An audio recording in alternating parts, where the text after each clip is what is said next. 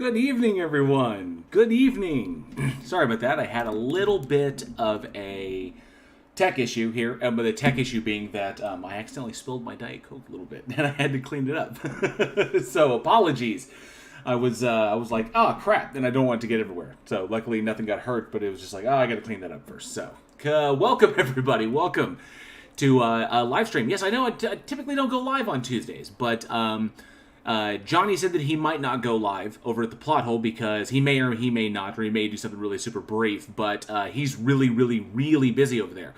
And while I know that Kate is going live over at Troll Mafia Official, I know that she's going live, and there's some craziness going on, and Chili did some insane stuff. I figured an alternative to the Chili Storm might be decent because, you know, you can only have so much chili before you just need something else. You just need some leafy greens in your diet. So plus, you know, it's like that terrible off-brand. It's not even like Wolf brand chili, you know?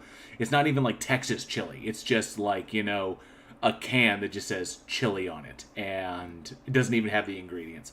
So yeah, so while that man or that man-child over there implodes and lets us all watch it because the implosion is happening in real time, I figured I would do something and go live and provide kind of an alternative, or I guess like a little alternative for the chili, you know. Although if you want to go hang out and listen to that, because apparently he left some crazy voicemail over on Kate's lawyer, and he's just absolutely going insane. The dude is losing it. When what's the guy's name? Correct me in the live chat if I don't know, but SGK or SGK. I'm not sure who that. It's another frauditor.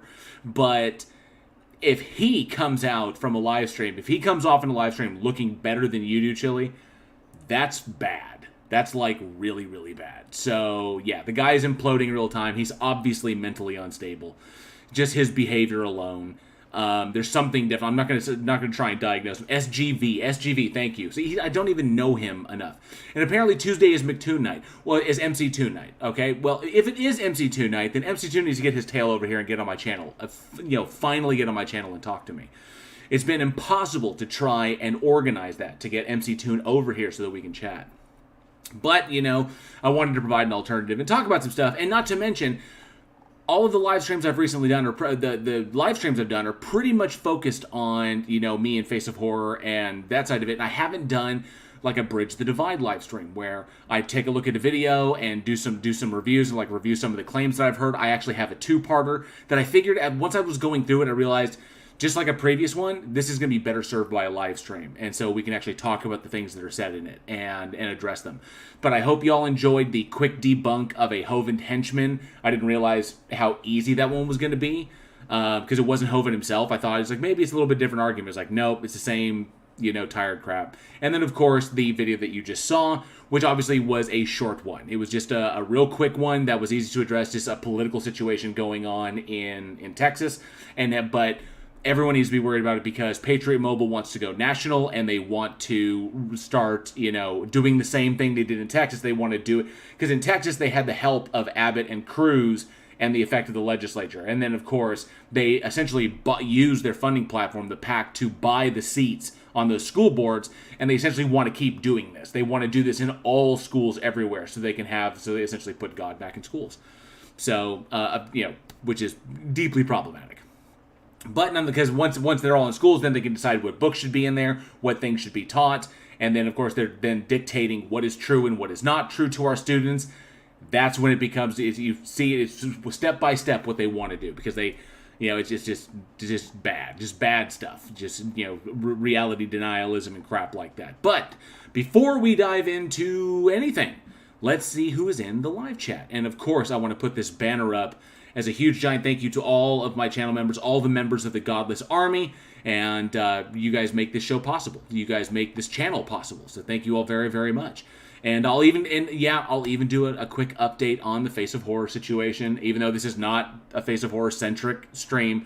But I'll give an update on that because there's kind of some news on that, and something that y'all should probably be aware of. Because, like I said in the community tab post, this is where it's going to get interesting as far as that goes. So the first 5 rounds, those were easy peasy, but this is where it's going to start getting interesting. So But to let's see who is in the chat tonight. Let's see who is here. Elizabeth Sylvester is here. Good to see you, Elizabeth Sylvester. Thanks so much for being here, as well as Ronan LS Name, member of the Godless Army. Thanks so much for hanging out. Clive Wells with the obligatory ghost. Thank you for all that alternative energy, Clive, and thank you for the comment on my last video. I know the explanation I gave was rudimentary. Very rudimentary, and I know it's a much deeper topic than that. But to really debunk Hovind and Hovind's henchmen, you really don't have to go super deep. You can go, I think you can go rudimentary just to debunk them. So, but I appreciate your comment and elucidating a little bit on the subject. I'm sure that if I was wrong on anything, you definitely would have pointed it out. So I appreciate that, bud. Annie is here, member of the Godless Army. Good to see you, Annie. Donnie does that as well, member of the Godless Army. Thanks for being here, Donnie. Haley Taylor, Chili's process server. Always, so glad you're here. Shouldn't you be out serving? Oh, wait, he's got nothing to serve. So good to see you, Haley. Thanks so much for being here. Just call me Avi as well. AJ Heeb. Good to see you. This is evening all. Good to see you, AJ. Thanks so much for being here. Charlie Welch is here. The only man on the internet you never make a bet with. Good to see you, Charlie. Also a member of the Godless Army. Lord KJ Williams as well. Mr. Malort, all the way from Chicago. Is this live or Memorex? Live last I checked. But what can we do? Tony Regime, more alternative energy. Thank you, Tony Regime. Says hello again, Bridge the Divide. Yes, thank you for popping by and checking out the last of the video that I just put out. Let me see who else we got here. Wrote in no less name. Good to see you, bud. And Frayed Edges as well, both members of the Godless Army. Thanks so much for hanging out. Yeah, wrote in no less name. Thank you. Be sure to smash that like button if you get the opportunity. Smash the like button, smash the subscribe button if you like the content that I put out here. I appreciate that. Those interactions help with the algorithm, so I really do appreciate that. Rasheen is here. Good to see you. Hello, friends. Thank you so much for being here, Rasheen. And let me see. That was me. And then I see Surf. Oh, hello, Surf. Good to see you. Scritches to you. Thank you so much, Surf, for hanging out. Member of the Godless Army, as well as Mr. 4 Twitch is here. So Chili is done for. He absolutely is. And thank you so much for that support earlier in that one stream. That was pretty intense. So thank you, Mr. 4 Twitch, for hanging out. Let me see. Rodellis name. Some ice cream and water after the chili challenge. Let's see. Charlie Wells, and I think I got everybody. Mr. Andrat's here. Good to see you, Mr. Andrat. Thanks for hanging out, bud. And I think, Doxy McSnitchy is here. Good to see you, Doxy. Thanks so much for hanging out. Appreciate it. And I see, Charlie Welch. Look at Charlie Welch putting up all of those emojis. Appreciate that, Charlie. Thanks so much. Those are the emojis that you have access to, all the custom emojis that I've made for you by becoming a channel member. You can find that link down in the description. You can become a channel member here and support here. It's 99 cents a month, and that's about as much as I value my content. But it helps me to keep everything going here, and I appreciate that. So you have access to all of those emojis, and of course the channel badge, which is the expanding mind, which is the longer you're a member here, the more your mind expands. See what I did there?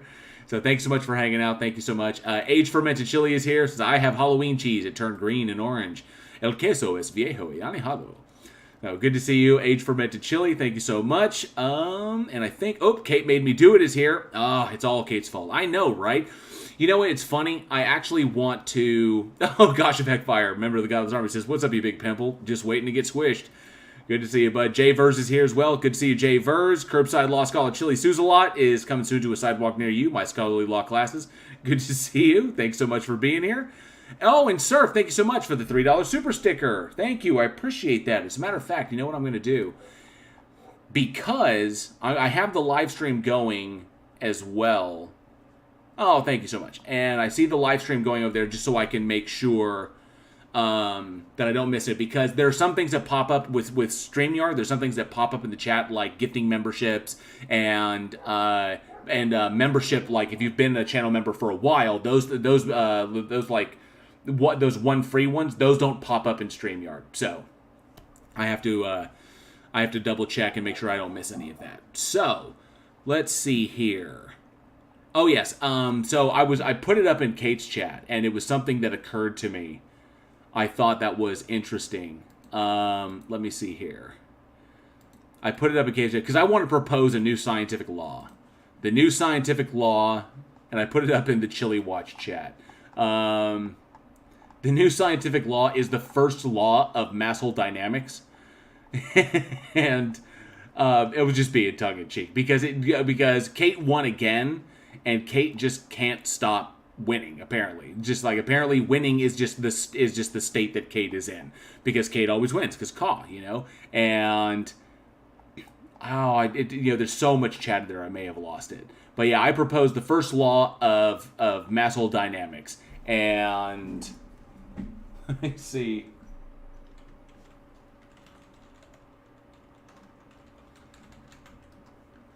Yes, I hereby propose the first law of mass hole dynamics. The total win of any Kate system is constant. Wins can be transformed from one courtroom to another, but can neither be negated nor defeated.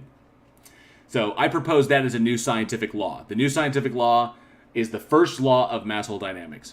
Kate always wins. It's just the way it is. This is just a fundamental law of reality. This is an observation that we make, and it just explains the system. It's just one more thing that explains the system that we live in. Kate always wins. The same as thermodynamics, only fun. You're right, Rasheen. Absolutely. Lolly77 is here. Good to see you, Lolly77. Thanks for hanging out. Appreciate that. Gosh of Hackfire says, beard looks great, nice and trim. Thank you very much. I am approaching, the beard growing out a little bit better. I'm just maintaining it and just, whatever. But it's going to get longer, but yeah, that takes time. But right now, I'm really liking where my beard is at. I really am. That's a good question. How many chili avatars are in the chat? I'm very curious. Jayver says, I didn't think you'd have to actively do anything to beat Chili. He consistently falls on his own sword. This is true. He absolutely does. Negated or overturned? That's a good point, AJ. That's an excellent point. So, but yeah, that's my new proposed scientific law about reality. So, obviously, to not to digress too much onto it. I know Chili's imploding. He's pretty much going to end himself. We don't have to worry about it. Oh, wow! He's here! He's here in the chat. Wesley Curry II. In my war... Okay, this is wild. I wasn't expecting this. In your war against the vision from Jesus Christ, is the 32,523 crypto and omni tattoo your great weapon? What do you say Jesus Christ meant when he appeared to you and said you want war? Well, Christ has never appeared to me. So, and I know that you're going to be... I know that you're probably going to just be spamming, and you're not actually going to respond to anything because you can't respond to anything. But since that's the way you're going to run, I can always do this. So if anybody's curious, the person in the chat, the person that you see in the chat right there, this is him. So that's Wesley Lawrence Curry II. So this is the voicemail that he sent me. So if anybody is new here, the person in the chat, Wesley Curry II, is right here. This is the voicemail that he sent me. I woke up to this on my phone. Hi, J.L. Warren. My name is Wesley Lawrence Curry II. I'm in Huntington, West Virginia. You're going to be made a slave to $32,523. Which is weird, because it's a very specific number, and I have no doubt that you use numerology to get to that. You probably looked at things in the Bible, you used some sort of numerological code in order to come to that number, but there is no basis for that number, because numerology is entirely subjective depending upon what you presuppose about the Bible and depending upon, essentially, about your faith. So, sorry. That number is completely irrelevant and arbitrary. You literally pulled it out of your ass. But let's continue.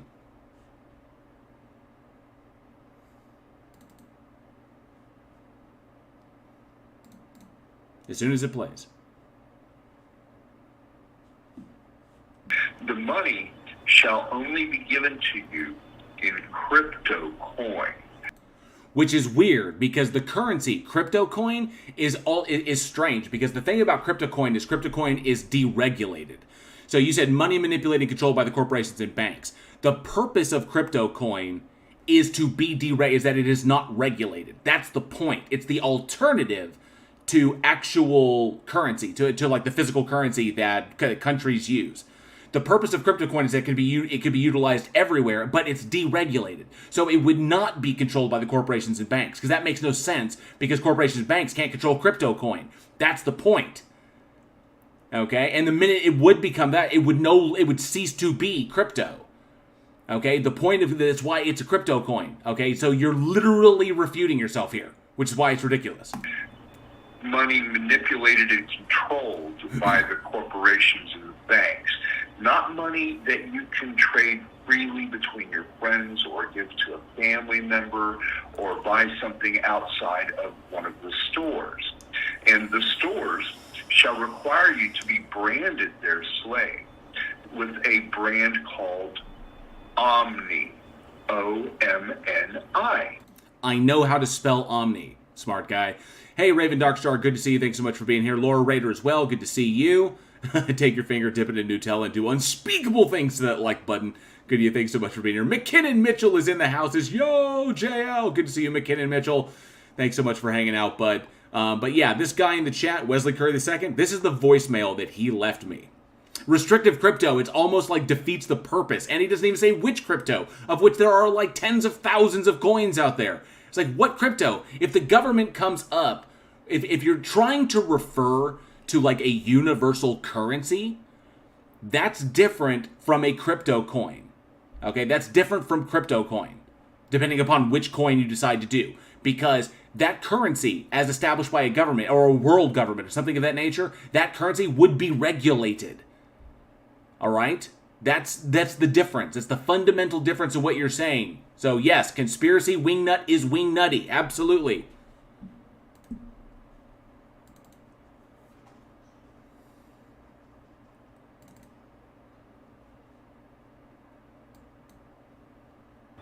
Each Omni shall be administered through a laser print, a physical burning, a singeing of the flesh.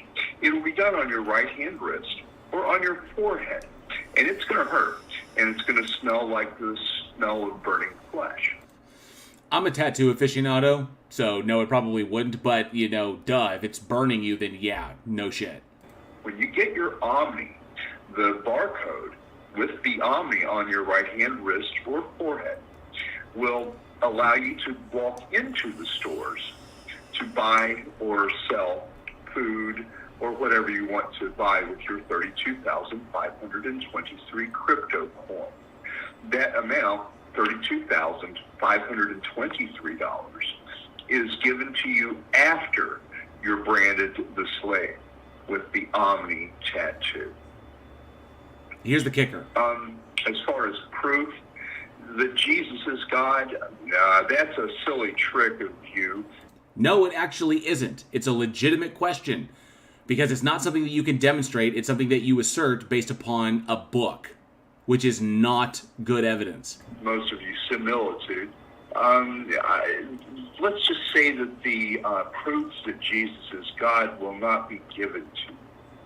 That the proof that Jesus is God shall be removed from you. Okay, so apparently it'll be removed from me. So this is with so this is where there's some contention here. Haley Taylor says, does it end with, I have a special set of skills. I will find you and I will kill you. We're gonna hunt him down because he bought tricks.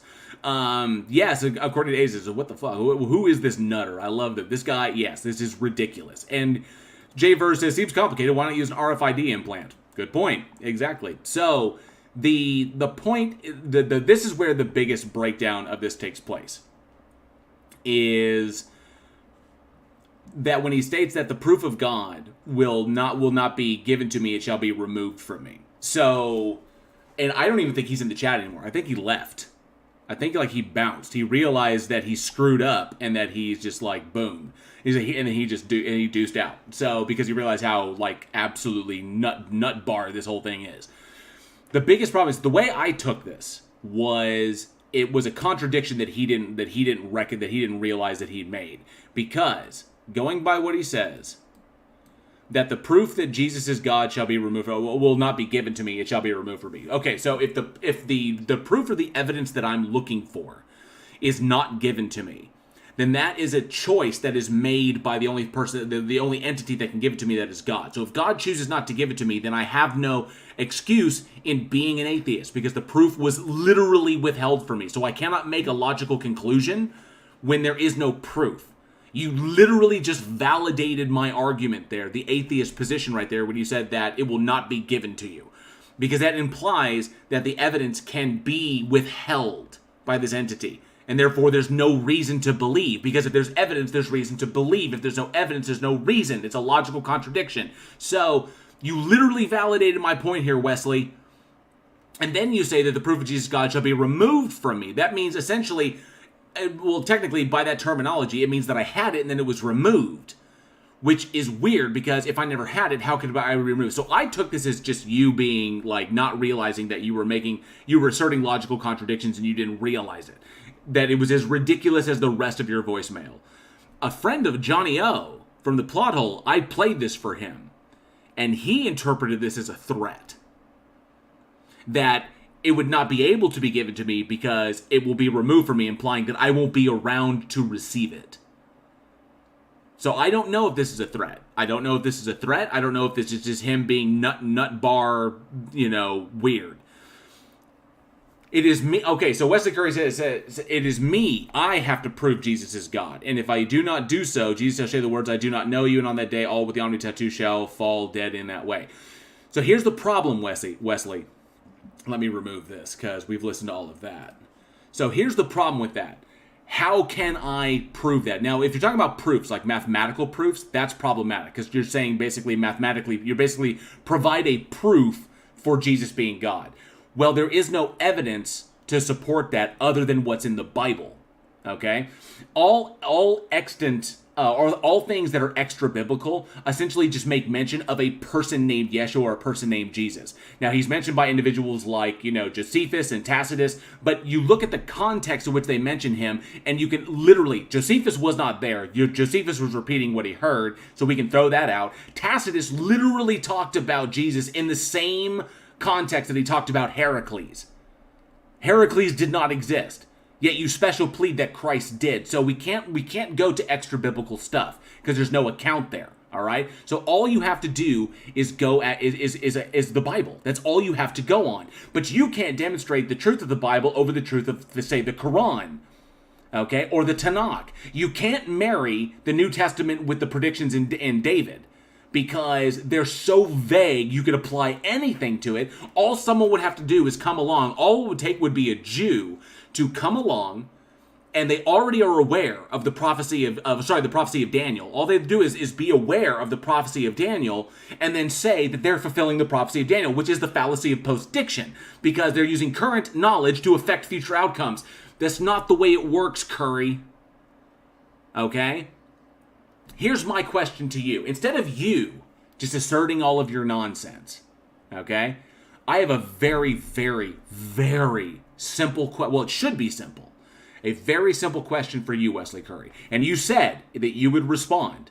You said that you would, in my live chat, you said that you would respond, okay? So respond to this. Why is it that your God, in all of its power and its knowledge, omniscient, possessing all knowledge of all, possessing all true propositions, all powerful, capable of doing anything that's not a logical contradiction. Why is it that your God requires the worst mistakes in human reasoning be made to justify a belief in it? Why is it that your God requires the mistakes of confirmation bias, arguments from incredulity, arguments from ignorance, appeals to emotion, faith? Faith is problematic because faith is malleable. Faith is not evidence-based, it's feelings-based. Why does your God, with all of its infinite power and capability and knowledge, require the worst mistakes in human reasoning to continue justifying a belief in it? That makes no sense. If this thing existed, it could just reveal itself. If it revealed itself, then there would no longer be atheists. It doesn't guarantee that they would become Christians, because whether a thing exists and whether or not you worship it are mutually exclusive concepts. So the point is, even if it revealed itself, people would then have to decide if they wanted to follow it. Okay? But why to literally do two things, to solve two things, mutually exclusive concepts? Does it exist and should I follow it? Is all of this predicated on the worst mistakes in human reasoning? Why? Why is this the case? Explain it to me, Wesley. Because no other theist has been able to answer this question. And The purpose of this channel is to engage with them. That's the purpose. Because this makes no sense. It makes no sense for this entity, as you have described it, to literally demand of the things it created to, one, provide no evidence, and two, demand that its followers commit the worst mistakes in human reasoning that we have demonstrated lead to bad conclusions and literally the worst in human behavior. Why does it require that we rely on these things just to justify a belief in it? Wesley Curry says, why is a silly question that childish 2-year-olds ask? Why is the... See, this is where it's probably... And then you start spamming again. Wesley, I'm going to head you off at the pass. If you continue to spam my live chat, my mods will boot you the fuck out. Do not pull that Otangelo crap and start spamming. Literally address the question. Because why is the only question? Because yes, we want to go to the heart of why this thing is and why this thing would do this. This is the point. You're literally predicating, saying that this soul that you can't demonstrate exists because, I'm sorry, souls don't exist. But you're literally saying that souls are eternal and the judgment of that soul will depend upon these things, and then an eternal afterlife exists of either pleasure or pain will exist after this, and then you're going to turn around and say you need to predicate all of this on your fifis. These are all the major claims of reality, of your worldview, and you need to believe in too, and you need to predicate that belief on your fifis. Yes, J-Verse, that is right there. He doesn't want Y because Y is a threat to all cults. This sentence makes no sense. I am very parallel in my rich cutting spin. That makes no sense. Okay? Non-answer. That is a non-answer. Wesley, I asked you a very direct question about your God. If you can't answer it, get the fuck out and do some soul searching. Or sorry, souls don't exist. Get the fuck out and do some real work. Okay? Because these are these are literally the questions that are demanded by your worldview. And you refuse to ask them. Because the problem is, in my worldview, in atheism, because I'm atheism as a result. Atheism is a conclusion, not a belief.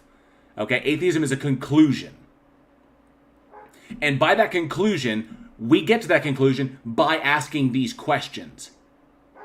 We ask how things happen. We ask why things happen. We have laws and we have theories that break these things down. We have explanatory models that make accurate predictions about reality. Okay? No, I can't debunk unfalsifiable deism. That's impossible because it's freaking unfalsifiable. But I tell you what, I can demonstrate how your biblical God does not exist. Your biblically understood Abrahamic God is not a thing that can exist. I have demonstrated it in the past. I have done it on a live stream. I literally went in Clubhouse earlier today and had a conversation with Otangelo and killed not only his God, but I killed his room. And all the theists left because, and they walked away. And his room died, and that was a hell of a lot of fun. Taco from the Discord stages that we do, Taco was in there with me. I'm glad there was a witness because that was a lot of fun.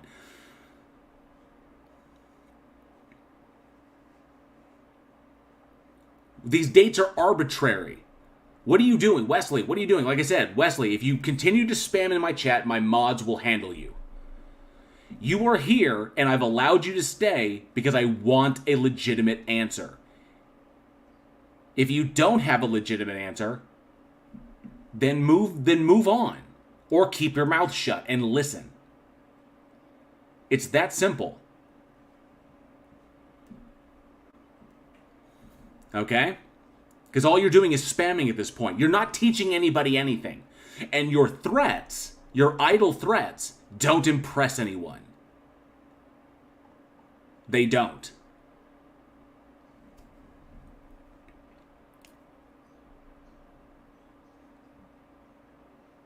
I have no idea what you're citing there, Wesley. You're literally stream of consciousing, like this is literal stream of consciousness in my fucking live chat. That's all this is. It's literal stream of consciousness. So either say something with substance or get the fuck out. Alright? Stop spamming your nonsense and actually address what I asked you.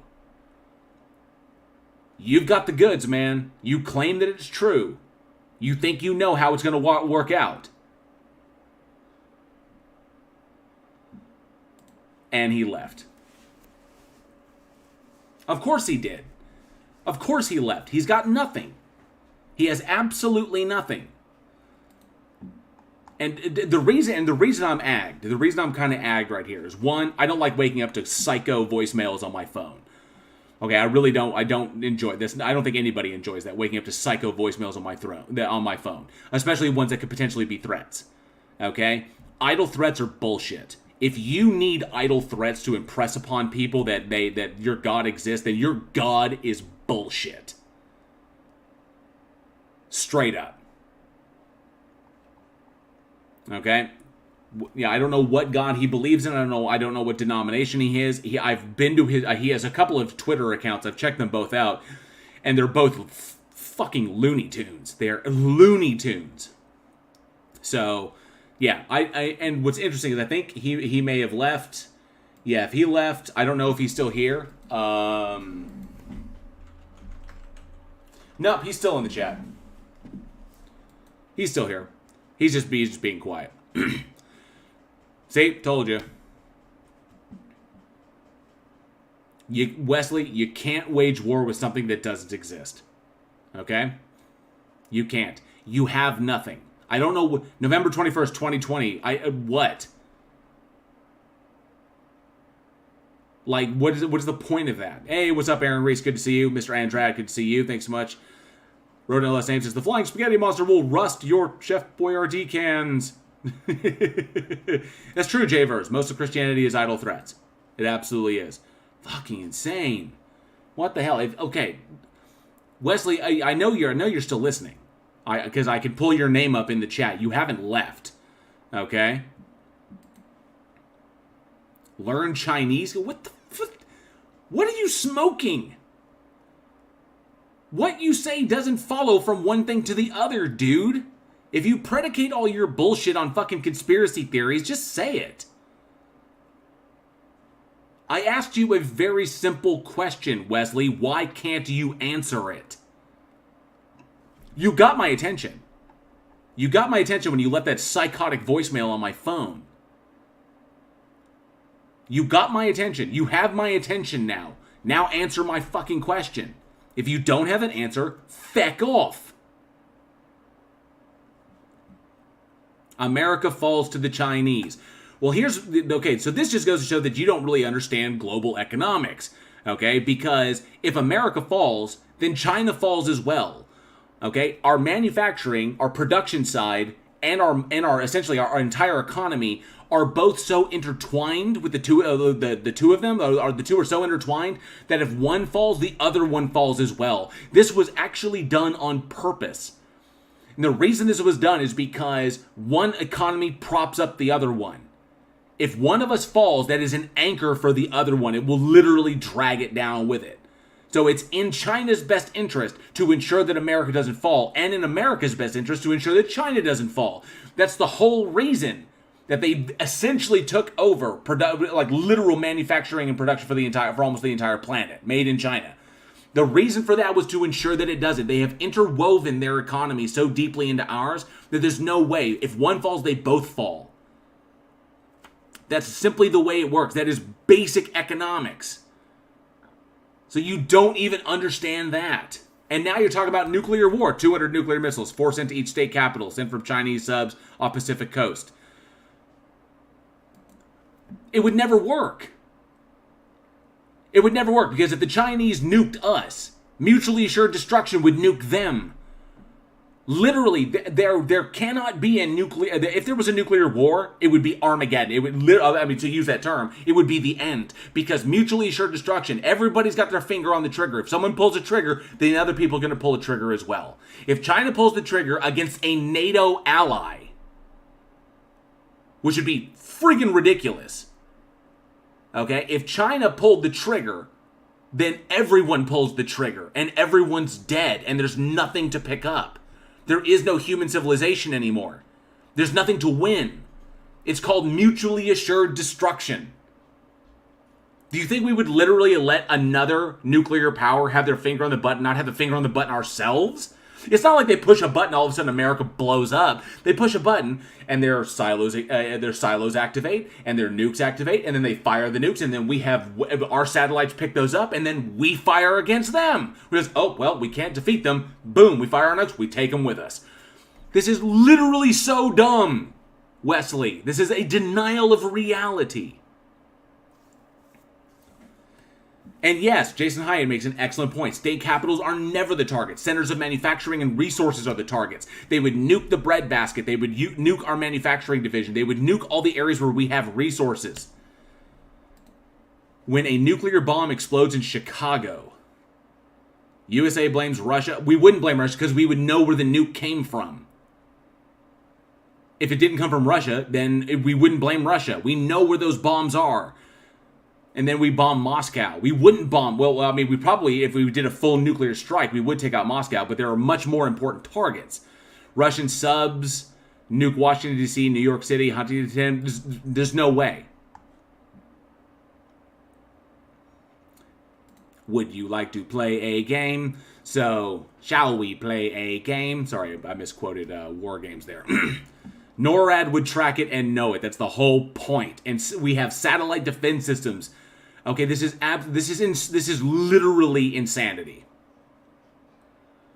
Wesley, if we got nuked by Russia, China would nuke Russia, because our futures are tied to China's.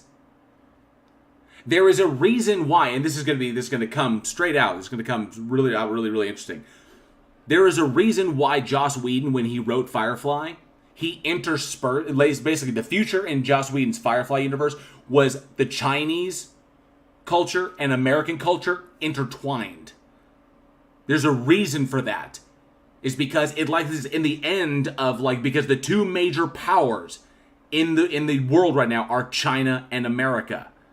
And he envisioned that in a far-flung future when we'd achieve space travel, it would be the Chinese and the Americans that would lead the deal. And then, of course, and so Chinese culture and American culture would blend together. There's a reason he did that. China will not go down without us going down, and vice versa. Okay? If Russia nuked us, China would nuke Russia. And then we would nuke Russia.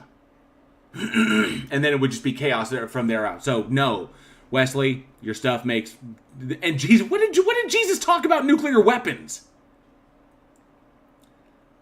Are you dumb? He's dumb. He's dumb. Oh, and I see Otangelo's here as well.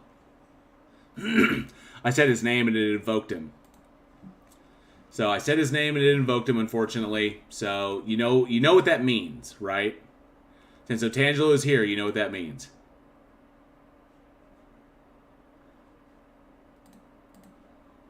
Are there not many songs about Otangelo?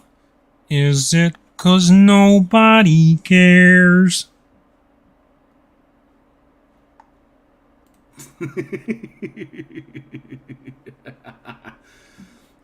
Oh, good stuff, good stuff. Wesley Curry, yeah, you're pointless to talk to. All you're doing is literally all caps. You're triggered spamming in my chat. That's all you're doing. You're just triggered spamming in my chat. So, Otangelo came up because Otangelo got wrecked in his Clubhouse room today. And I'm not totally 100% familiar with Clubhouse. I'm not totally familiar with Clubhouse. So, but I know that replays were on the room. I know that they're like room replays, so you can access them, but I don't know how to access those replays, and two, I don't know how to get those replays from my phone to my computer, so I may have to do some research, but I was in Otangelo's room today. He brought me up, and then when he couldn't refute my argument, he kicked me out. And then when he put me down in the audience, and then when when I interrupted him because he misrepresented me, because I kept trying to tell him in the text chat, I interrupted you, Otangelo, because you misrepresented my argument. That was not what I said. Because that's what you do, Otangelo. You misrepresent the people's arguments, the arguments that are put forward. You misrepresent them in order to fit your own narrative. And what's ridiculous, Otangelo, yes, Otangelo, I interrupted you because you misrepresented me. Okay? That's very simple. I interrupted you because you misrepresented my argument. When you misrepresent my argument, you're going to get the conclusion wrong. To avoid doing that, I had to point that out, and when I pointed out that you were misrepresenting me, you kicked me off the stage. But it doesn't matter, because you don't have a response to that argument. Your God is dead. The other Christians in your room recognize it, and that's why they left. You are a deist. You are a deist with the Yahweh label slapped onto it so you can maintain some sort of cultural identity. That's all.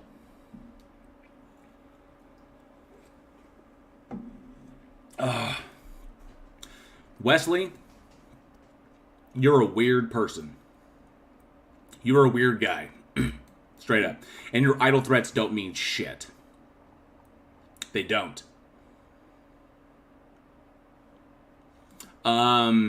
I was listening, Otangelo, which is why I pointed out that what you were bringing up was irrelevant. It's funny how you keep misrepresenting. Even in my own live chat, you're misrepresenting me. I could probably bring Taco in here, and Taco would point out exactly what I'm saying here. I did listen to you, and at first I ignored you because what you were saying was completely irrelevant.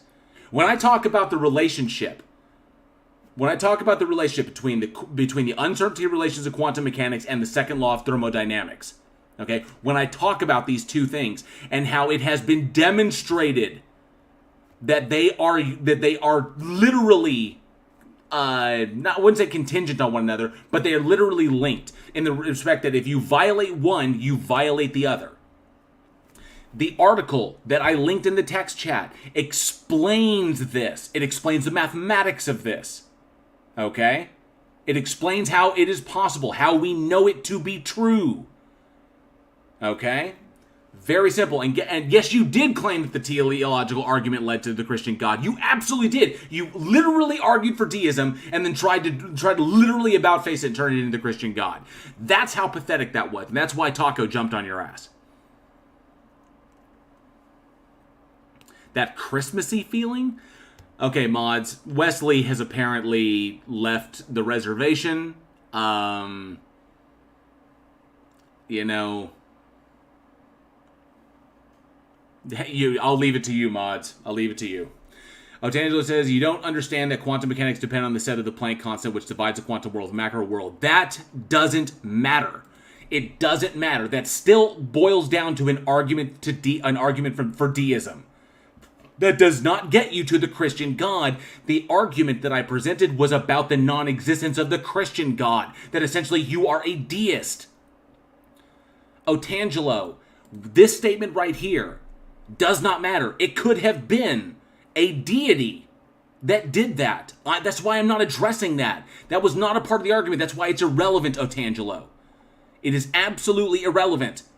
I did not bring that up because that is no point. It doesn't matter. It doesn't matter why Planck's constant is the way it is. We know that Planck's constant is the way it is. And we know these things about quantum mechanics, the uncertainty related to quantum mechanics, and the second law of thermodynamics. This whole thing was about how your Christian God is not a thing that can exist. That's it. It pushes literally your God to deism. This whole thing right here, that quantum mechanics depend on the setup of the Planck constant. Sure, it could have been a sufficiently powerful enough entity. But that's deism. That is deism. You didn't refute my argument. You just doubled down on the deistic aspect of it. You can't get from that to the Christian God. And Otangelo, I pointed out that God's foresight is a mystery. It does not depend on the uncertainty principle because that applies only to the quantum world. It's not what my argument was. My argument was that the nature of this reality, God's nature, would violate it. That's the point. God's nature, as it is defined in the Bible, would violate the very fundamental reality that we currently observe.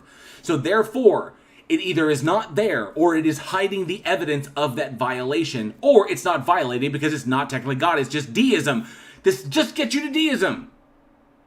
That's it. Stop trying to dance around it and accept the fact that you're a fucking deist. Okay? This does not get you out of my argument. Because I'm not talking about the relationship. I'm not talking about the relationship of any deity. I'm not talking about the relationship of any specific deity to quantum mechanics or to physical reality. I'm talking about how your asserted biblical God is ascribed attributes and a nature that literally violates what we know about reality. And that creates a logical contradiction. This thing cannot exist. It can be empirically demonstrated to be true. It doesn't get rid of the deist concept. It doesn't eliminate that as a possibility because that's unfalsifiable. What this does is it basically says your Christian God is not a thing that can exist. Otangelo, accept the fact that you are a deist. You are a deist with the Yahweh label slapped onto it because it makes you feel fucking special. That's what that is. It is okay for you to be a deist. I don't care if you're a deist, but stop being intellectually dishonest about it. Stop running around and claiming that you're a fucking Christian when you can't even hold a position. Okay? You literally are misrepresenting me at every turn, trying to get yourself out of this because you don't like the entailments of my argument. And so all you do is fucking lie. Misrepresentation of an argument, that's a fucking lie.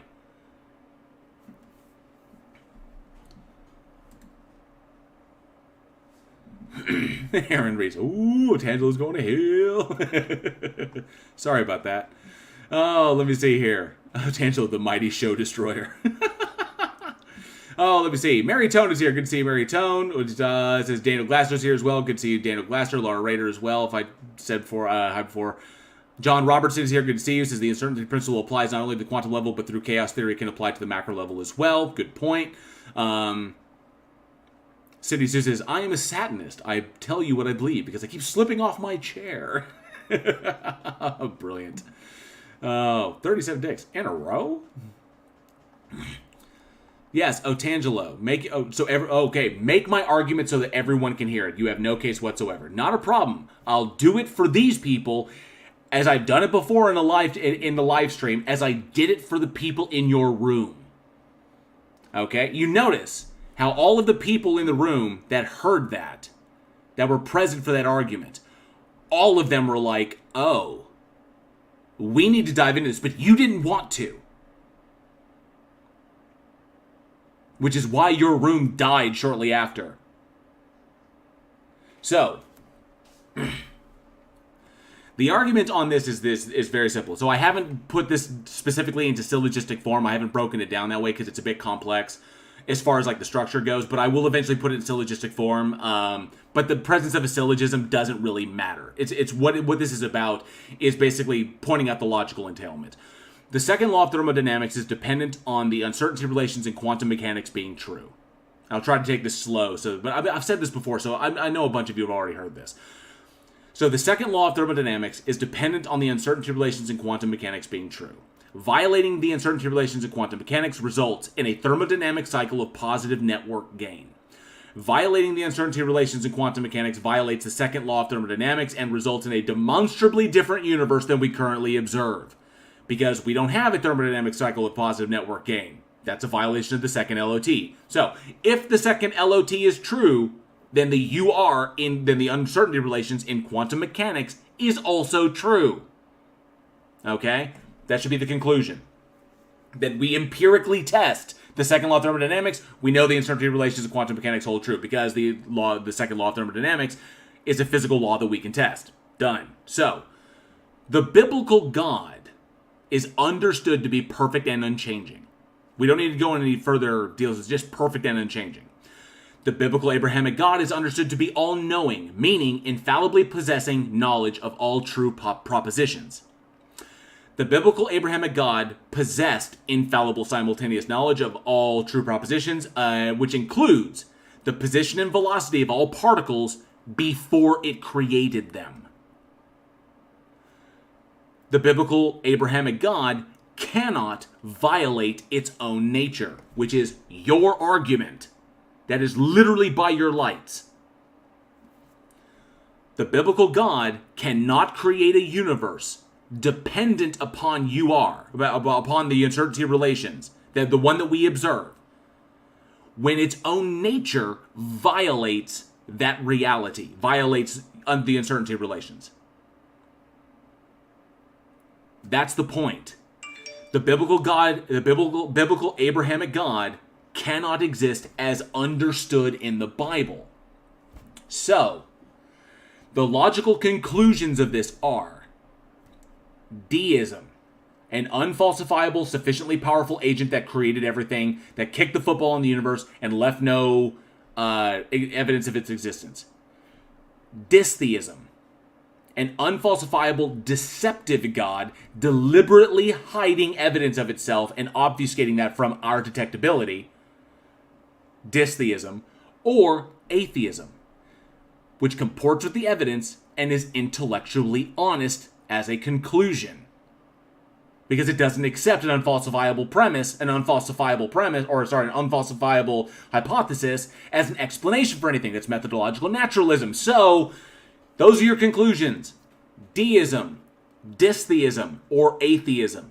Now, the agnostic aspect, do I know?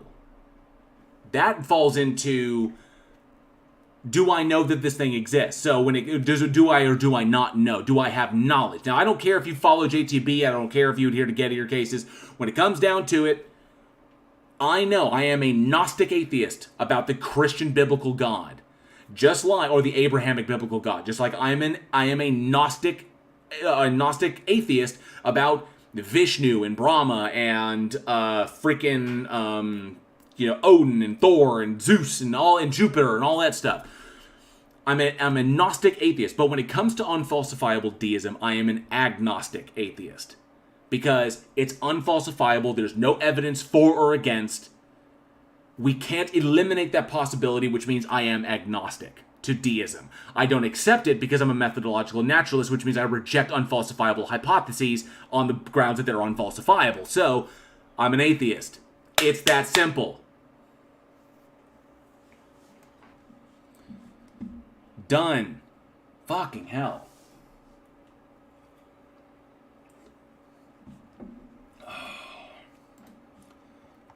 So, I don't know if Otangelo is still in the chat. Just Call Me Obvious says, I didn't understand any of that, but I came to the conclusion that there is not God because it didn't appear until 2,500 years ago and there are so many versions of it. That's an excellent point. Aaron Ree says, yeah, not going to lost the theological model, though. Broken factory, broken product. Yeah, the whole intelligent design falls apart because the hallmarks of intelligent design are simplicity and efficacy. You want it to be as simple as possible in order to reduce the failure rates, and you want it to be as efficient as possible, which means the work coming out exceeds the work going in. All right? Because if you're doing too much work and nothing is happening, then your model is not efficient. Or if you're doing too much work and very little is happening, you want work to go in and more work to be done because of the simplistic, the lack of failure rate. This is why simple tools are so good. A lever increases the amount of work that you can do with the amount of work that you put in, and it's a simple mechanism utilizing lever and a fulcrum in order to achieve that. There's very minimal failure rate. So these are the hallmarks of intelligent design. Intelligent design is simplicity and efficacy. These do not exist in this rate. Hell, the birth rate, the natural failure rate of human pregnancies is like 40%. And that's just natural. That's just like pregnancies. Pregnancies, just natural pregnancies, just fail. The body absorbs them, it rejects them, they miscarry, whatever. The natural failure rate is 40%. That's not efficient. That is a terrible waste of energy. And not to mention, and because the failure rate, the system is literally there's so many redundancies and so much complexity that you mess up one thing, literally can cause catastrophic systemic failures across the entire system itself of the living organism. So no. Albert Red, good to see you. Thanks so much for being here. God came from a circular argument. Good point. What did he say? I know he said God is omniscient, and if he is endowed with foreknowledge as well, knows what will happen to the cat before it's even placed in the box. This kind of goes to what my argument is. That the uncertainty relations of quantum mechanics don't hold up because they can't hold up because God is omniscient. That's the point. That God creating a system, literally, in your worldview, let me see if I can kind of pantomime this out. I'm God. Woo, there's nothing else. And then I create something. Wah! Then there's everything, and there's me. My nature literally violates the fundamental laws of the reality I just created. Unless I use my power to hide that, and I obfuscate the evidence of that, so that the reality could be sustained, and I basically stop it. That is a deceptive God hiding evidence of its existence. That's dystheism. Or, I don't know everything, but I have a lot of power. I create everything. Yay, now I run off to go do something else. That's deism. There is no evidence to support the existence of either one of those. Okay? That's it. It's done, Otangelo. It has been explained. The people in the chat, again, the live chat, could probably explain it even further. Okay? And obviously, there's Aaron Reese brings up, then he can't be all loving because he has intentionally do many of. That's if you go, but yeah, it's because that means that there's no free will. And if people are going to hell and there's no free will, that means they were destined to go to hell. They were predetermined to go to hell before they were ever created, which means that God creates people to go to specifically to go to hell. Fuck that asshole. That's a bullshit God. Gods die on the swords of logical entailment. Every single time. And your Christian Abrahamic God is just the latest. The fight has moved on to find evidence for or against deism. To either eliminate it or conclude it. That's the current fight, but your Christian Abrahamic God is not a thing that can exist. We understand reality too much. It's very much like the rats of Nim. When Nicodemus was talking to Mrs. Brisby, and he basically said, we cannot go back to the way we were. We know too much. He says, no, it's you deciding where you will spend your eternity. If you reject God, it's your decision and your fault. If you surrender, it's God's merit. That makes no fucking sense, dude. Literally, you just say, if I surrender, it's God's merit? That means God allowed it. He has merited it. That's ridiculous.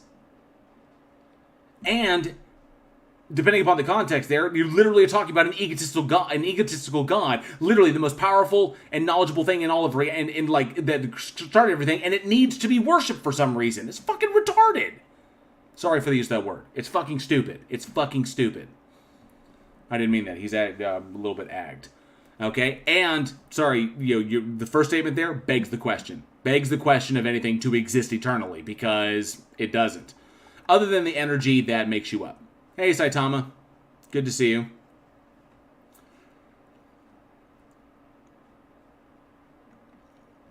Exactly, J-Verse. Right.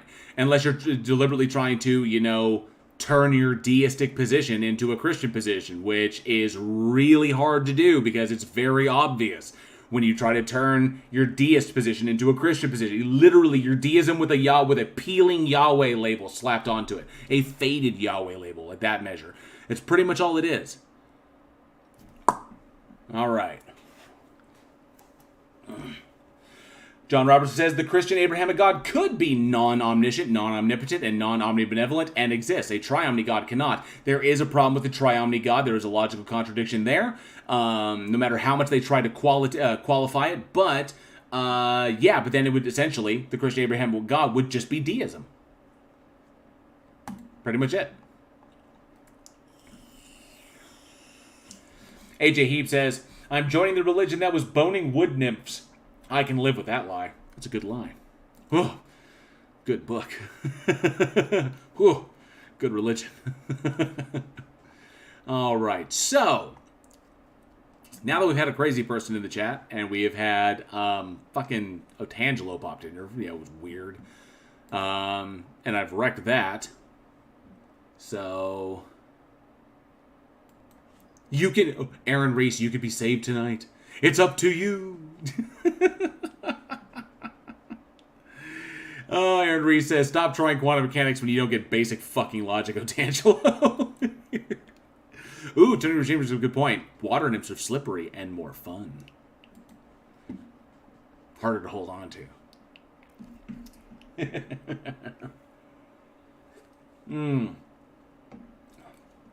Aaron Reese is shit. He clearly doesn't know me. He clearly don't know me. He don't know me very well, do he? Pongo the Gigantic saves. He has a glass canning jar. Colorado biker, that's brilliant. Jesus wouldn't touch me with tongs. Oh, yeah. So, yeah, the splinters can be problematic. This is true. But there's also the drowning thing. Also problematic. Let's see. Just Call Me Avi says, I don't believe in God, the devil, or the planes that they operate in. Doesn't that mean I will stay where I am when I die?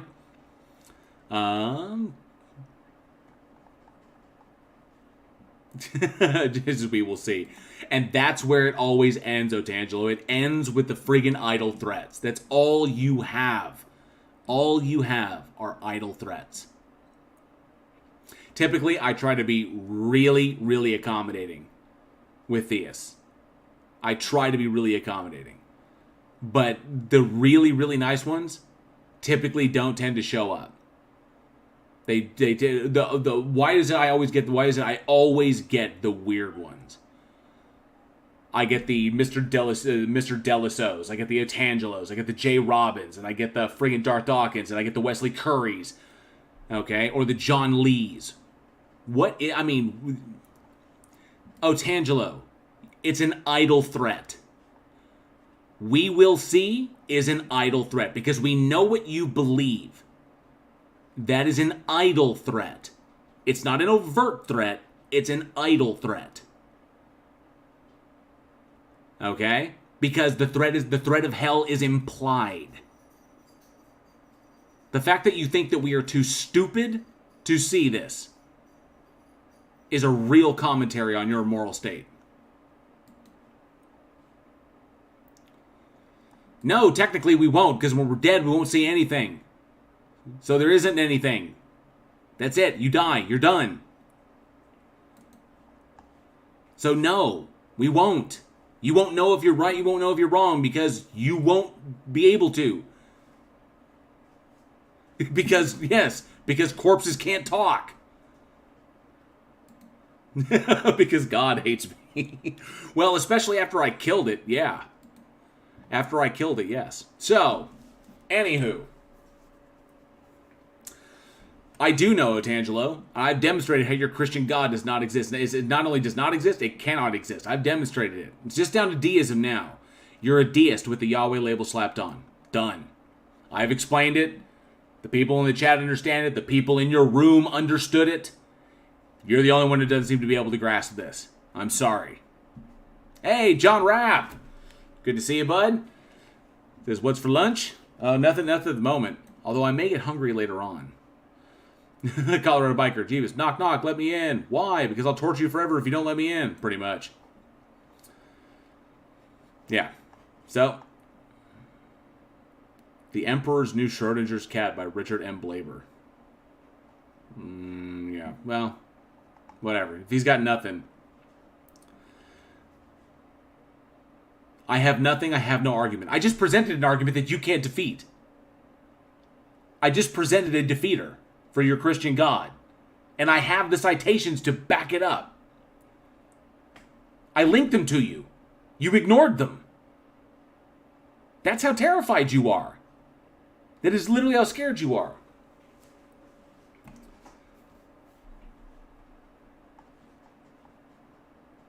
Play Benny fucking... Yeah, he does hate that. He does hate that.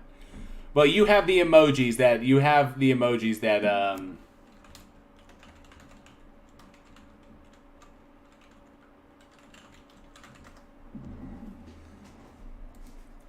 Let me see here.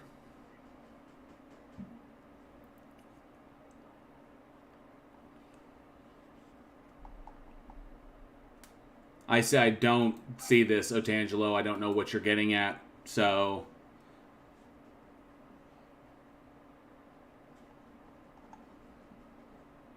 He is terrified of an imaginary being. He's terrified... and well, actually, what I would posit is this. Otangelo predicates being a good person on the existence of this entity. And if this entity did not exist and was demonstrated not exist, as I have done here, if this entity was, if he literally lost his belief, then he would believe that he could run around and do whatever he wants. So I would actually predicate that the only reason Otangelo is a good person is because he thinks his God exists.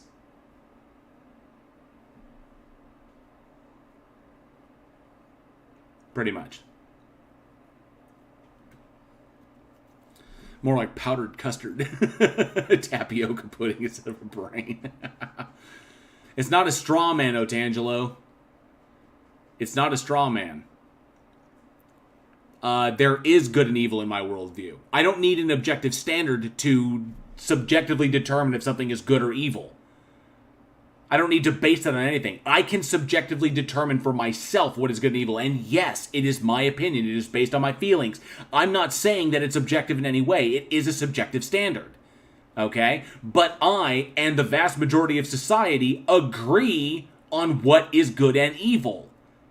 Because we have the well-being of the society in mind. We know what actions limit or reduce well-being. We know what actions increase. And no, that is where you're dead-ass wrong, Otangelo.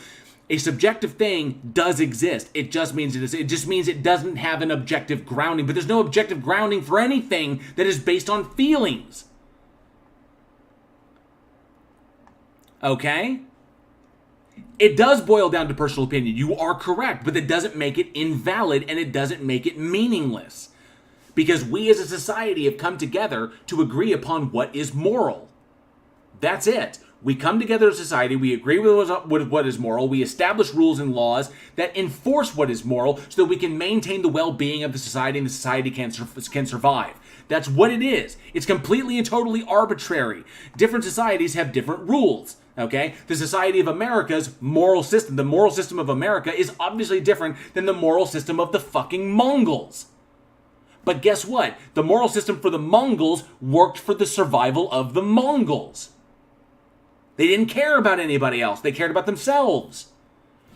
We try to instantiate something as far as America goes. We have an American moral system, the moral system we enforce here, that we ground in that we back up with laws. But it's all completely arbitrary. It doesn't need an objective standard. And this is the whole point. Okay? I can predicate what is good and what is bad, or what I determine to be good and evil, based on my feelings. The vast majority of society agrees with me. We don't need a moral giver to tell us what feels good and what feels bad. All right? We don't need that. You do, however. And that is why I said, you literally made my argument here. That you believe that if there was no God, you could run around and do whatever the hell you want because there'd be no consequences. There would be consequences, Otangelo. That is what prison is for. The loss of your freedom, the death penalty. These things exist for people like you. Because you think you need a God to be moral. And if that God is ever taken from you or that God is ever disproven, then you would have carte blanche to do whatever the hell you want. And that's not the way it works.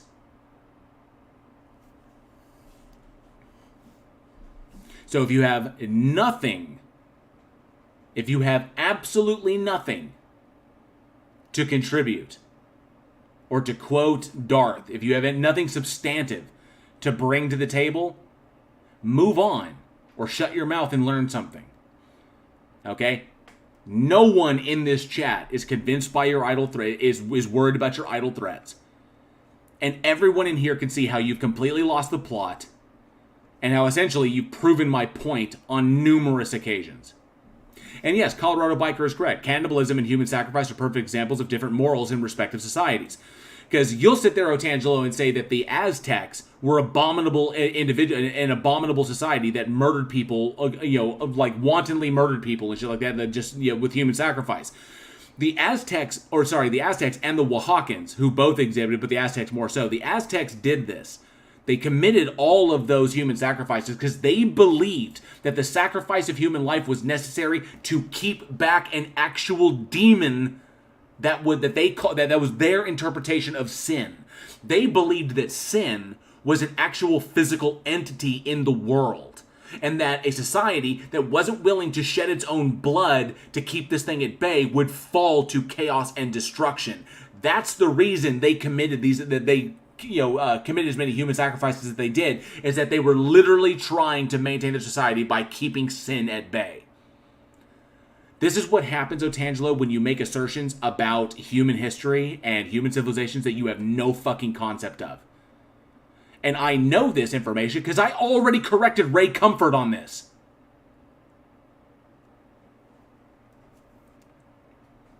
I do not know, Raven Dark, so I don't know if I'll be over there. Because I have a video that I want to check out. But this has been good. This is just like nuts. So, yeah. So, Otangelo's got nothing. He has absolutely nothing. He's been refuted time and time again, and I don't know why. Maybe it's the voice. We keep giving him an opportunity. Okay? I don't know why. But, as the people in that clubhouse room can attest, as Taco can attest, as Otangelo can attest himself, when it comes down to it, his God has been debunked. His God has been defeated. The Christian Abrahamic God has been relegated to mythology. All he is a freaking deist. He's a deist, and he just holds on to the Christian label because it makes him feel fucking special. That's pretty much it. That's what that is. AJ Eve says, hang on, Ray Comfort was wrong about something? This is news to me.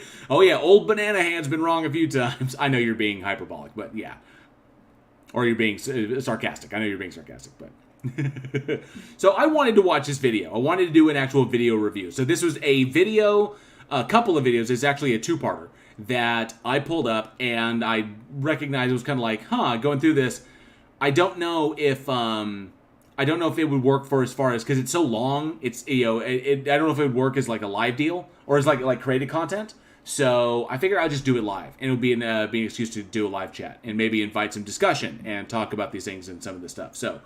A heads up, I have not watched these videos, and yeah, they're I was going to say that, but that was mean. I wouldn't say that. Yes, Otangelo is voiced by Jim Henson's successor. You're all going to hell. Kind of like, it's like a combination between Kermit and Marvin the Martian. It's not really genocide if you keep all the young virgin girls. Good point, John Rapp. Good point. Fuck it, we'll do it live. Yes, damn right, Gosh Effect Fire. We absolutely will. Hey, Saitama, One Punch Man. You see, okay, so I think Otangelo has left. I think finally.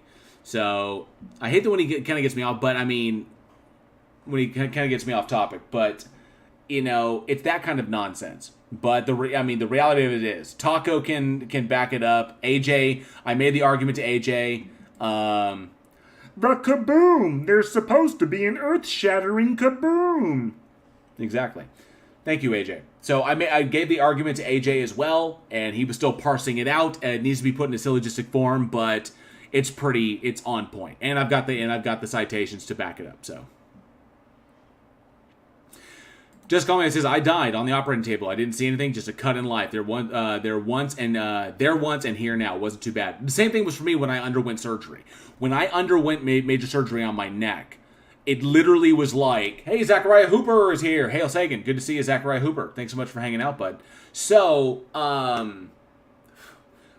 essentially, where it went for me was, I was there, I was on the table, I was wheeled into the operating theater, and they did the whole thing. It's like, okay, we're going to give the anesthetic now. I was like, great. And then it literally jumps from I'm there And I vaguely remember closing my eyes, and then I was waking up in recovery. But there was no sensation of being asleep or having slept because it wasn't restful. So it was just there, and then I was waking up. So there was no sensation of time. It literally was 4 hours that vanished. 4 hours that vanished. So it was there, and then I was waking up, which was very, very disconcerting when you're coming up, especially anesthesia, because you're trying to make sense of what happened. But it's totally a jump cut. It's literally a jump cut in your perception, which is very strange. And I was like, And I've always, since that moment, I've always attributed that to being the closest to what I could literally comprehend as death. That is what death is like. It's just that there's no waking up. Is that it literally is just a jump cut. And then you're gone. It's amazing until you're coming out of it. Coming out of anesthesia sucks. Oh, yeah, coming out of anesthesia sucks ass. That because it was so weird, and you get a distinct impression that it is absolutely chemical, because then you'll be like, okay, because I was laying there in the ward, and I was like, and then all of a sudden I would be lucid, and I'd be like, okay, man, this is funky, and I could feel where they did the surgery on my neck, and I'm like, okay, this is, okay, I think I'm alright, I think I'm good, and then it just kept happening over and over. It was so annoying. But yeah, it's weird. That experience, burning and being flayed under anesthesia, weird. It works different for different people. But anyway, I came across this video. There's two of them because there's a part 1 and a part 2, and I wanted to take a look at them. I have not watched these videos yet, and I wanted to kind of dissect them. So now that we have gotten rid of Wesley Curry the second, and hopefully he doesn't leave me any more threatening voicemails. He does have my number, but hopefully he won't do that anymore. But if he does, you'll be the first to hear him. And we've debunked Otangelo's God. Let's check this out. So I don't know much about this guy, so I know about as much as y'all do going into this video. How you guys doing? Derek here. And this is a Same video as for Derek. atheists, and I hope that you guys would share it with atheists. Okay. So basically there's a group called the Freedom from Religion Foundation. Yes. And they have been very successful in convincing institutions and schools to not teach intelligent design. And when... Well, yeah. Because Freedom from Religion, for anybody not familiar, the Freedom from Religion Foundation does not... Okay, specifically to describe these individuals. So those who are not familiar, I'm actually going to pull up, it's a nonprofit organization. I'm going to put a link to them in the chat in case you've never heard of them and you'd like to check them out. The Freedom from Religion Foundation is a nonprofit that works to educate the public on matters relating to non-theism and to promote the constitutional principle of the separation of church and state. So they're which advocates for atheists, agnostics, and non-theists. They were formed in 1976. They promote the separation of church and state, and they challenge the legitimacy of many federal and state programs that are faith-based, because they're faith-based and they are not evidence-based. And they are a 501c3 based out of Madison, Wisconsin. They've been around for a long time. They're also a fantastic resource for anyone who is deconverting or has really major questions that they're currently in a religion, or maybe they're members of a cult and they've begun to recognize this, and this is a fantastic resource for those. So it's not just answers, but it's also activism. They do some really fantastic work. That's who he's talking about. And yes, they have stopped many efforts to put intelligent design and creationism into schools. They've jumped in front of that, they've dived into that to shut that crap down, because it's wrong. It's straight up wrong. So authorities stand up to them, they usually sue in court and then they win. So they've been Right. very successful. Therefore, in our institutions, it is because they're violations of the Constitution, that's why they win. overwhelmingly filled with people who are atheists, because people that are believers are not going to work there. They're not going to fit in there. They might. Not true. Just because there's nothing being taught in an educational setting about God does not mean that the God doesn't exist, and doesn't mean that people can't have their faith. It just means that they won't go to school and they won't hear about it there. That's what church is for. Okay, they can go to church and learn about this stuff, but we don't teach that stuff in school. That's why there's two different things. Schools are not churches. Okay, schools are schools. They teach things that are based on evidence, and churches are where you deal with your faith. So that just doesn't even follow.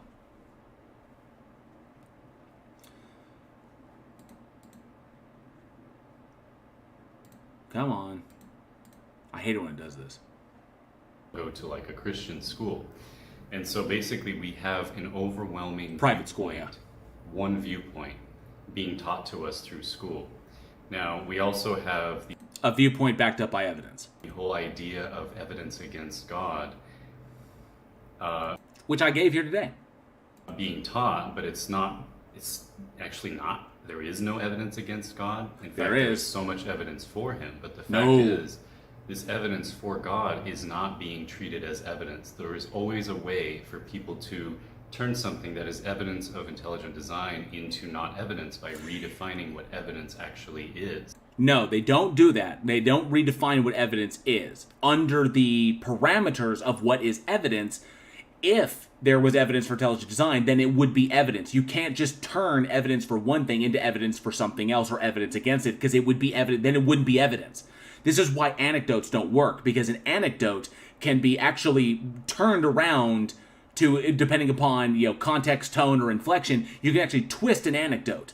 You can't twist evidence. That's why it's evidence. And there are very strict standards of what we call what is good evidence and what is bad evidence. So there are standards, okay, and classifications of what evidence is.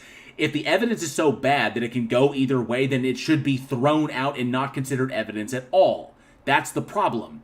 And see, that's the primary issue, is that the evidence, anything they decide is evidence for intelligent design, can automatically be debunked as not evidence because it's bad. It's predicated on either bad science or it's predicated on fallacies. So, okay, I could show you an apple, and I could teach a intelligent design viewpoint of this apple, or I could teach a evolutionary viewpoint of this apple. Which one has evidence? That's the point. Which one is there evidence for? There's evidence for the evolutionary understanding of how apples came about, and we have genetics and we have phylogeny, and we understand it, and we can make predictions with those models, and those predictions come true. So, and that's basic science. So there's evidence for one, there's no evidence for the other. That's the point.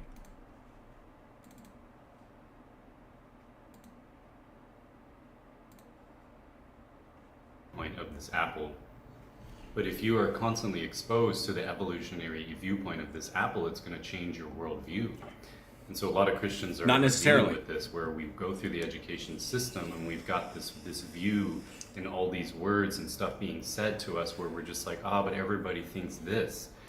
But it's not that everybody thinks that, it's because our education systems are influenced by this idea. They're being led by this idea. No, they're not. They're teaching the idea because the idea is what is true. This is looking at it backwards. He's thinking that science is influencing this when no, it's not influencing it. Is that schools and curriculums understand what is true and what can be demonstrated by evidence, and they're not predicated on feelings. Schools are not there to teach you what to feel or how to feel. Schools are there to teach you what is true, or basically to give you an idea. They're essentially not what to think, but how to think is what essentially what the education system should be about. And the stuff that they teach regarding certain subjects is predicated on evidence. He's making this argument against evolution, but he wouldn't make this argument about government or social studies or history or chemistry or physics. He's only attacking, because the same rules apply to all subject matters. To all subjects that you teach. The same rules apply. The same epistemology applies. But only against evolution is he pointing this out. So.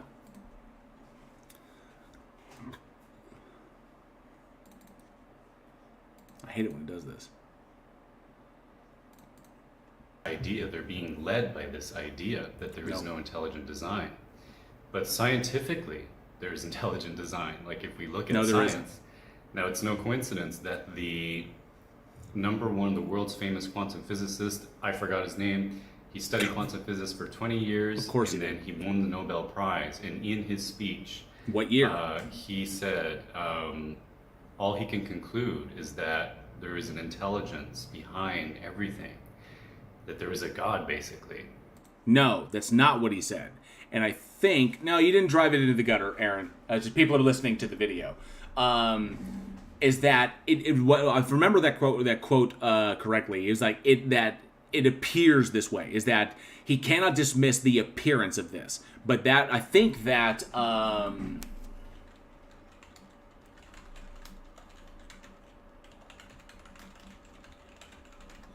let me see. If I remember correctly...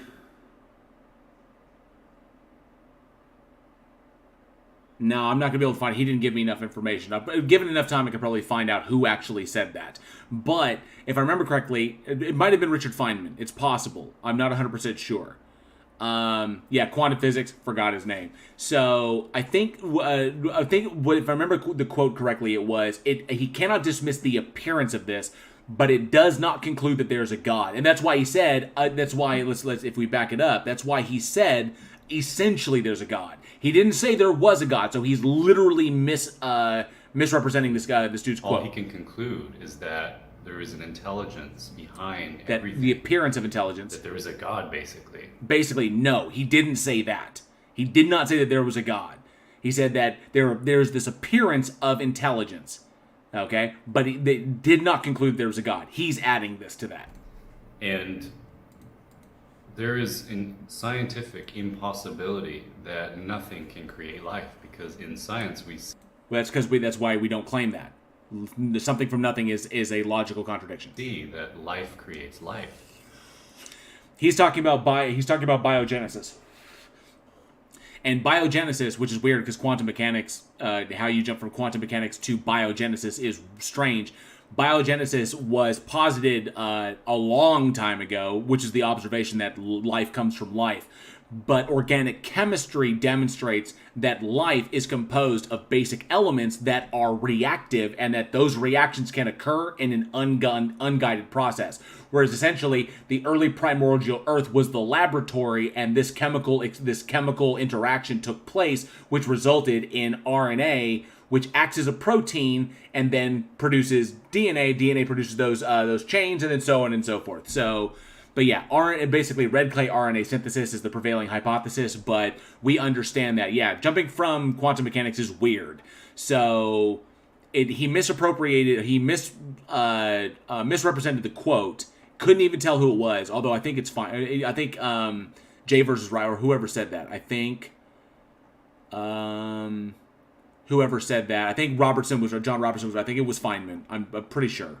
And organic chemistry is what explains, organic chemistry is the reason why we acknowledge that abiogenesis is even a thing, is because, if there's a spooky action at a distance, that's a whole nother subject. So,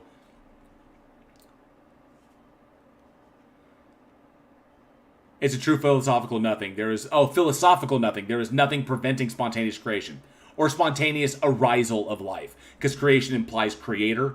So we would say the spontaneous arisal, or the spontaneous arrival or spontaneous development of life, I would say, would be better words. I'm not sure. I'm not 100% sure because he didn't give me enough information.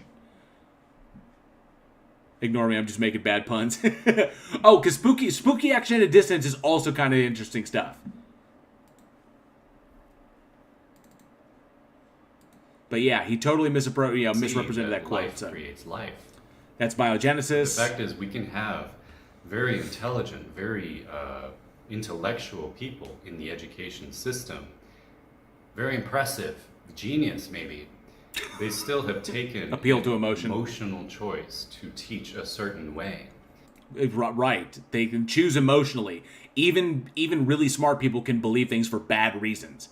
Okay, that's why they call them like type 1 and type 2 errors, because it doesn't matter how fucking smart you are, everyone is prone to bias, to confirmation bias, to type 1, type 2 errors. But the thing is, we can be aware of when we are like prone to them. We're aware of how prone we are to them. We can recognize them when we're committing them, and then we can reject them because we understand them. That's the whole point. Some people out there like Francis S. Collins, who led the NIH and was one of the leading guys on the Human Genome Project, he has reconciled it. Essentially, that that evolution and abiogenesis were the tools by which God both created and diversified life. So he understands this. These are like he understands that they're mutually exclusive concepts. The thing is, he has also admitted that his belief in God is purely an emotional one, and it's not something that anyone, to quote Francis S. Collins, belief in a God is not something that you can arrive at with logic and reason. Those words came out of this man's mouth. So, which is why Francis S. Collins was Christopher Hitchens' favorite theist, because he was intellectually honest. And to think of the world in a certain way. You can have an emotional choice to believe in God, and that's going to lead you this way. That's going to lead you to all of the ways of thinking about life and everything in this way. You might even become like Aristotle or some of the great world thinkers that believed in God. When Aristotle said, "All that I know is that I know nothing." And yet the atheistic group tries to pretend that all of the great famous world thinkers are atheists, but in fact they're not. Well, yeah, because atheism is a conclusion, but then they held that the gods were real. But guess what? People don't really believe in Zeus anymore. This is completely irrelevant. Just because someone believed in a god 1,000 years ago, or 2,000 years ago, or 6,000, or 10,000, or 100,000 years ago, doesn't mean that those gods existed. It's just literally an appeal. This is I can't tell if this is this is an appeal to emotion, an argument from incredulity, and I think an appeal to popularity, like ancient popularity. It's weird. They were so smart, yet they believed in God. So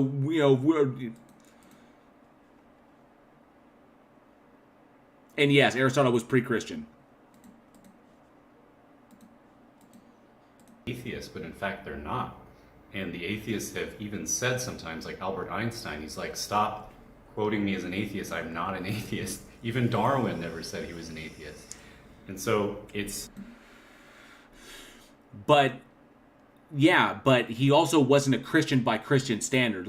So Einstein wasn't a Christian by Christian standards, and had a different interpretation of what God was, which didn't line up with what Christians believed God was. And Darwin actually struggled with his faith after that, because it was a huge knock to his faith, recognizing the slow but steady changes in morphology as a result of evolution. When he recognized these changes were occurring, and they were occurring unguided, he was like, "Oh, wow, that really..." So there you go. So Darwin struggled with actually publishing his stuff because he recognized what it was essentially saying about what the Christian belief was.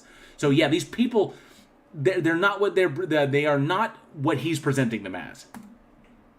Basically, a Jewish what it agnostic. is, Thank you, Daniel understand Glasser. It's not called a religion, this way of thinking. It's not called faith, but it is faith. You're believing something that you have not seen. You have not seen evolution. You have not Yes, we have. seen that there is no God. And so Well, I mean, if it's not there, then we can't see it, can we? you're believing that there is not God. No, it can be demonstrated because of the logical entailments. Because as we studied before, or as I've stated before, gods die on the swords of logical entailments. Done and done. I've not seen God, but I believe in God, and I choose to believe God. Well, technically, you don't choose. You're convinced for some reason. I want to know, and I would want to know why he was convinced. Like, what convinced him, and is he convinced for bad reasons? Are these errors in reasoning? Is he convinced because of an argument from incredulity? Is it an appeal to emotion? Does it hold some sort of psychological utility for him, and that's why he holds on to it, because it makes him feel better? Why does he hold on to these? You can hold on to things for bad reasons. That's the point. It doesn't make them true. Is he preaching from inside his cell? And I see people saying Lemmy's God. There's a yes in life and there's a no in life. The yes in life is that we're here for a reason. No. That's confirmation bias. That there's a God, that means that everything is happening, like even the next word out of my mouth matters, okay? Not really. No, it's completely arbitrary. And because the conclusion that you're making here, that every word you're saying matters, is predicated upon the confirmation bias that there is this thing existing, you're begging the question that it exists to have a purpose for anything. So it's all fallacious. That's how much everything matters. That's what I choose to believe. Well, you can choose to believe. It doesn't make it true. As Alex Jones found out in his recent trial. I have faith in that. Okay, so... Faith is bad. Faith is a bad tool to use. So, and he also predicated this on faith. Faith is bad because faith is emotion-based. It's not evidence-based. Faith can be twisted by people external to you without you being aware of it. Faith can be misplaced into things. You can put faith in the wrong things. You can put faith in false things. Faith is malleable. It changes with your emotions. You can literally move denominations in Christianity because of how you feel. Because you don't feel that they're representing God correctly. You don't feel they represent you. So you can actually change denominations based upon your fifis. Faith doesn't work. Faith is a poor tool. Why would we use faith as a tool to determine the truth about anything when faith is such a terrible tool? Thank you, Colin. I appreciate that. Colin, definitely not Cromwell, member of the Godless Army. Thank you so much. You believe in your instructors who said that the blah, blah, blah did research about this and that, and you're believing them because you're still not seeing evidence. No. We believe them because they can demonstrate it, and if we wanted to, we could replicate their experiments and get the same conclusions. That's why. It's not predicated. He's trying to conflate that they have faith in God, we have faith in science. He's trying to make that argument.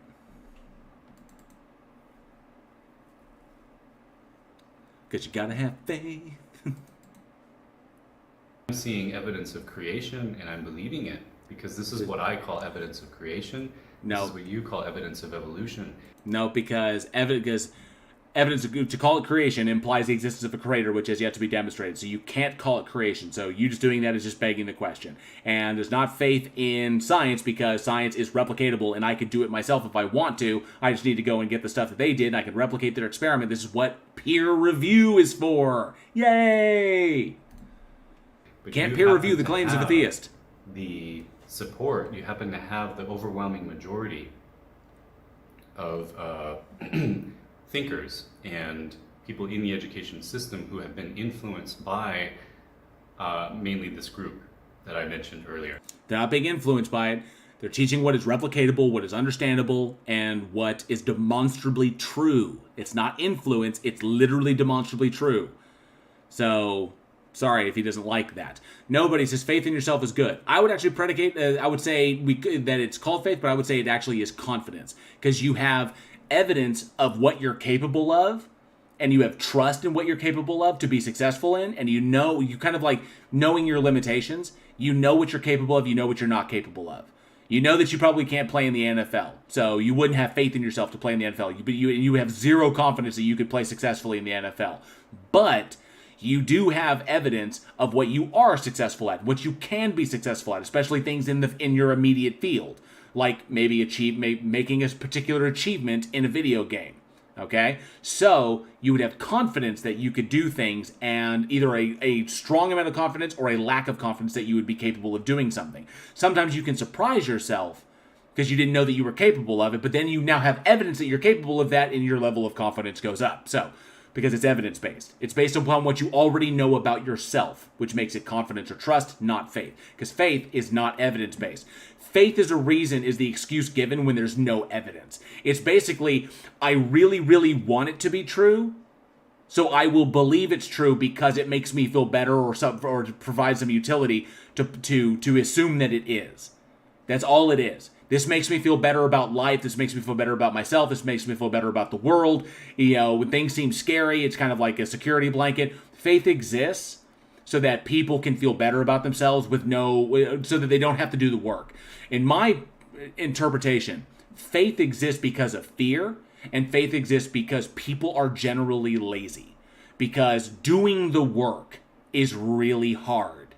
Making the world a better place is very, very hard. Okay? Just sitting on your laurels and just, assuming that God's got a plan and God will take care of it, that way I don't have to do anything, that is what faith is for.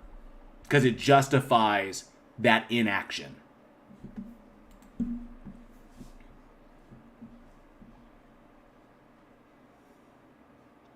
It relieves my guilt from all the constant masturbation I do. Thank you, nobody. Appreciate that. Come on.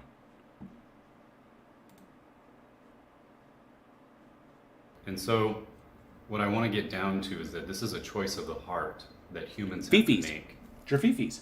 I went through all that. I went through the education system. I went through a lot of pain. I went through negative experiences.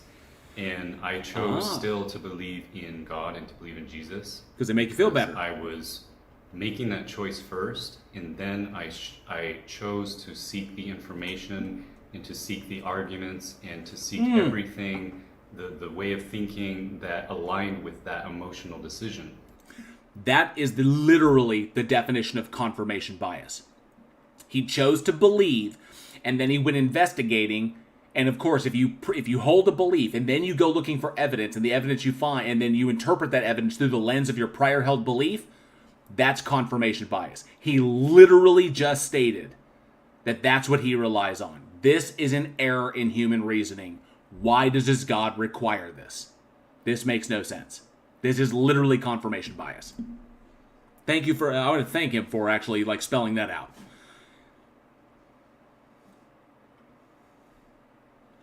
Yeah, nobody. It's kind of like call feelings fifis, call God sky daddies, stuff like that.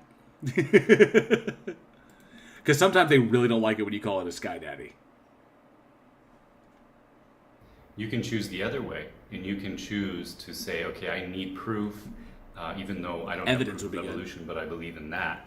I don't have proof that there's no God, but I have faith that he's not there. No. Incorrect. So this is a misrepresentation of the atheist position. So, yeah, this is already BS. You're choosing an emotional way that is... No, it's predicated on evidence. It's your choice, but it's going to lead you down a different way of thinking. We're both the same in this way. And so that's our duty, that's our freedom as humans, is we have the choice every day when we look at a tree. Are we going to see it? Put in the chat, you know you want to. Put it in the chat, you know you want to.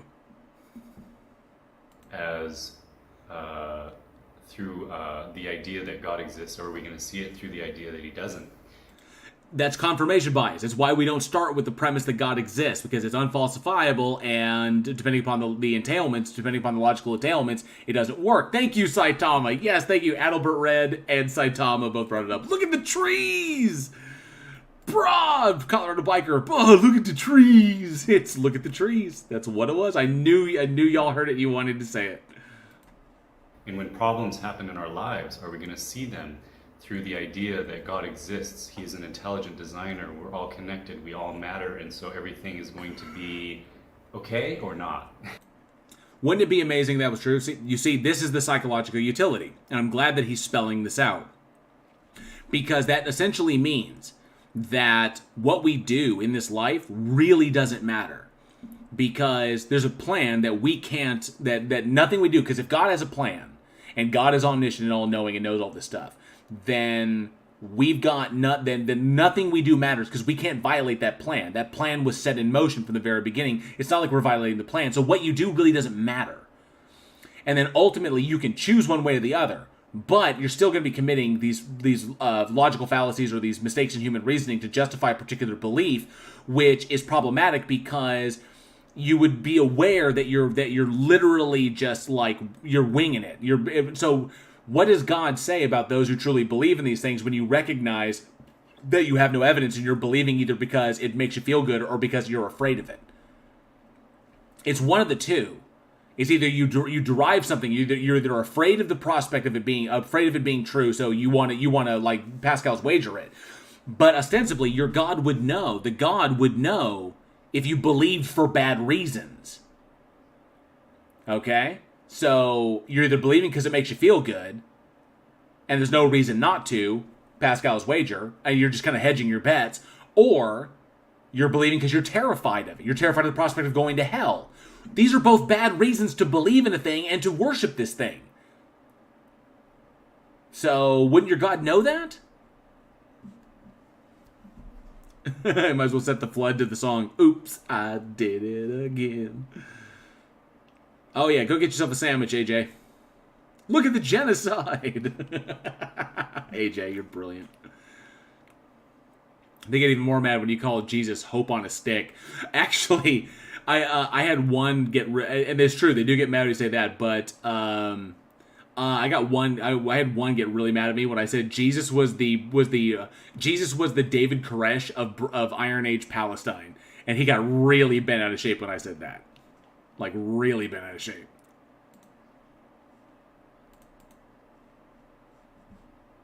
okay or not? He loves me, okay. Is it going to be okay or not? So that's the thing. And we can choose to see it either way. And so we're constantly making this choice. This is our battle. Now, Jesus said that... Why is it a battle? If it's true, it shouldn't be a battle. Praise you, God. He praised the Father because these things of his, the Word, has been revealed to little children, and yet it has been hidden from the ears of the wise and the learned. In a lot of my other videos, I talk about how the churches have... Hidden from the ears of the wise and the learned essentially is just saying that the people that's literally giving a justification for remaining ignorant. That's what that is that those who know a lot and those who understand these things, they're the ones who are going to be led away. So it's literally it's built into the Christian theology to remain ignorant, and a justification to remain ignorant, to not learn too much and to don't ask questions, because they understand the results of doing that. That you won't be a Christian anymore.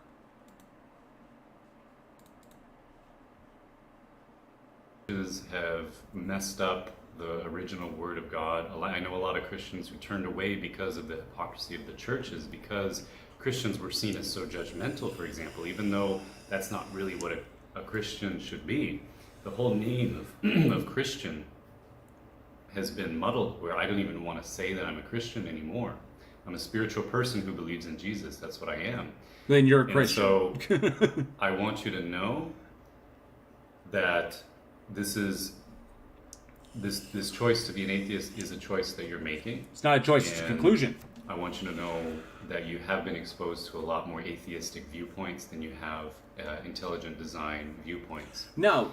Evolution is not an atheist example. This is also a problem he has, because as has been espoused before, evolution, abiogenesis, and other things that we understand about life and the development of life and the diversification of life are not mutually exclusive with the concept of a god, because evolution and abiogenesis could very well be the way a deity or a god diversified and created life. So these are literally not this problematic is that he's assuming that they are. And so these are not atheistic concepts. These are just concepts that don't bring a god into them, because a god is not necessary to understand them to be true. So they're not atheistic concepts. They're just observations of reality. God is a totally different question. You know, a lot of people say, oh, there's not enough evidence of Jesus. What if he even... Yes, thank you, J-Verse. He is conflating atheistic with secular. It doesn't exist. So the very fact that there are, I think maybe at least 17 historical accounts written by even atheists about Jesus. Well, of course. I mean, we would talk about it. If it's part, people believe in these things, people will talk about it. It tells us that he exists. Now, well, the man exists, but so from all intents and purposes, we can understand from that we can say that there was likely an itinerant rabbi that wandered around Iron Age Palestine and spoke again, basically taught heretical teachings, pissed off the Pharisees, and was executed for his crimes, because he created a little cult and then went off and did this whole thing. That doesn't predicate. I mean, that doesn't logically follow that he was divine or the Son of God or anything else. It just means it was a cult. Cults were rampant through the Bronze Age and the Iron Age. They were rampant. Look at Greece. Look at Rome. Cults, little cults all over the place. Cults were rampant. This was just another cult that popped up. This one just happened to survive thanks to the Roman Empire.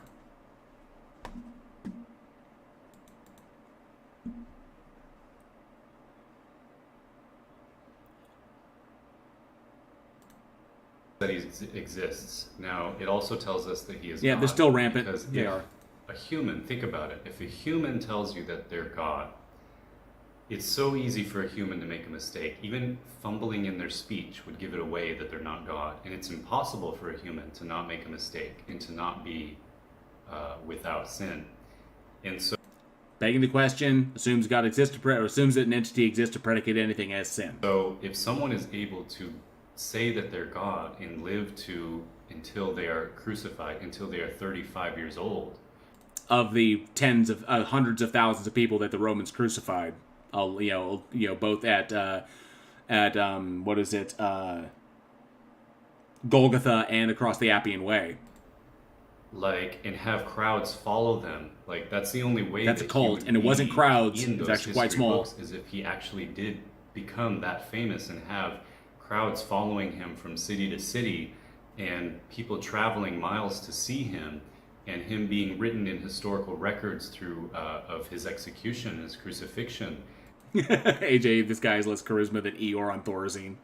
Like, the only way that he could get to that point is if he was actually God, because people would find out very quickly if he wasn't, and crowds would not follow him. Well, that's because the vast majority didn't believe that he was. They're called like the Pharisees and the Roman Empire and many, many others. It was a small amount of people that didn't believe that he was. It wasn't like he was running around and entire cities were following this cat. No, it was very small. Unless there were miracles being happening. Yeah. Like, is there any human on earth who can claim to be God and last like a day? They will. Yeah, we have them all over the place. We found out very soon that they don't know the future. They don't know about every secret of your life. They cannot perform miracles. And technically, he didn't. Jesus never claimed that he was God. Jesus claimed that he was brought here as the Son of God. That's what Jesus claimed, that he was the Son of God. And so he never claimed that he was God himself. That came much, much later. Like, it's impossible to do that, and to like maintain a life, and to maintain like a crowd or like disciples or something, because that's such a bold claim. No, it's a cult. If I claim that I'm a good person and that I have a lot to teach you, but I'm also I have faults, you know, I can get a lot of people to follow me. And when I make You just debunked yourself. He literally just debunked himself. a mistake, it's going to align up with my teaching that I'm still a good person, you know. But if I claim that I'm God, if I make any Which Jesus never did. mistake at all, they're going to see, wait, that's not God. This guy's crazy. I'm going to. And there were individuals that argued with the things that Jesus did. There were things that he did that people felt were problematic. Like, you know, claiming that people should leave their families and shit. There were people that felt that was problematic. And these are written down. Typically, these are written down in the Apocrypha. There's a reason why the Bible's the way it is. It's because certain books were left out because it conflicts with the narrative that the church was selling. There were individuals and there were accounts of people who had problems with the shit that Jesus was saying. Particularly, Judas had a real problem with some of the shit that Jesus was saying. Would be like a crazy person, and it's impossible to not make a mistake. So the very fact that he was mentioned by atheistic historians shows that he's God. Not only. No, it doesn't. No, it doesn't. Just because the book says it does not say it was. There's nothing but anecdote, and the plural of anecdote is not evidence. Did he exist? Okay, so I hope It doesn't logically entail that because he existed, he was divine. That's an assumption that that is an unjustified assumption that he is making. A good message for you guys. Thank you for watching. I hope you want to share it with atheists. I'm not God, so I made some mistakes in this video, I think. But more than a few. More than a thank few. you guys. Bye.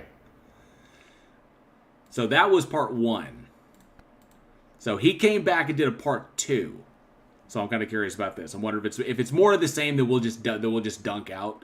But I'm actually really curious. I'm gonna check something.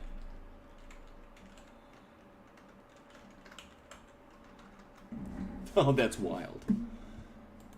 I just wanted to see. I had to go back, pop her to live chat. I want to make sure I didn't miss any. Always, AJ. I'll always notice you.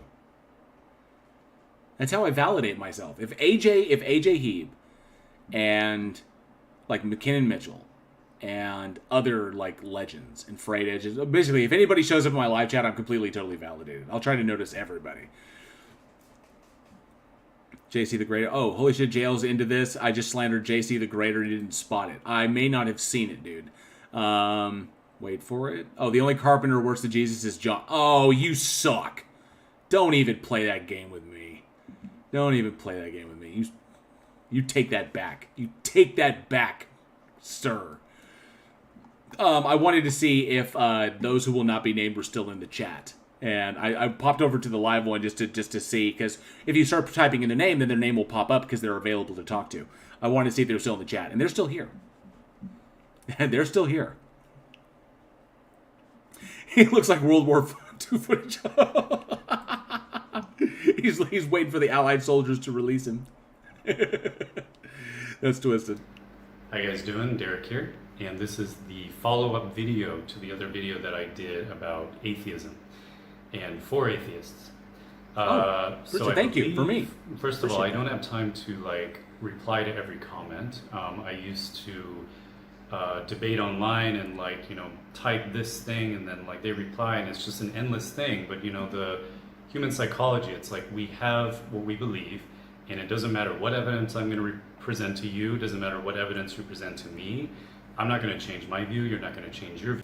Which means you're not interested in evidence, you're not interested in logical argumentation, you're epistemology, because you don't apply these same standards to many, many other things in your life, like how your car works, how your computer works, how the internet works, how your cell phone works.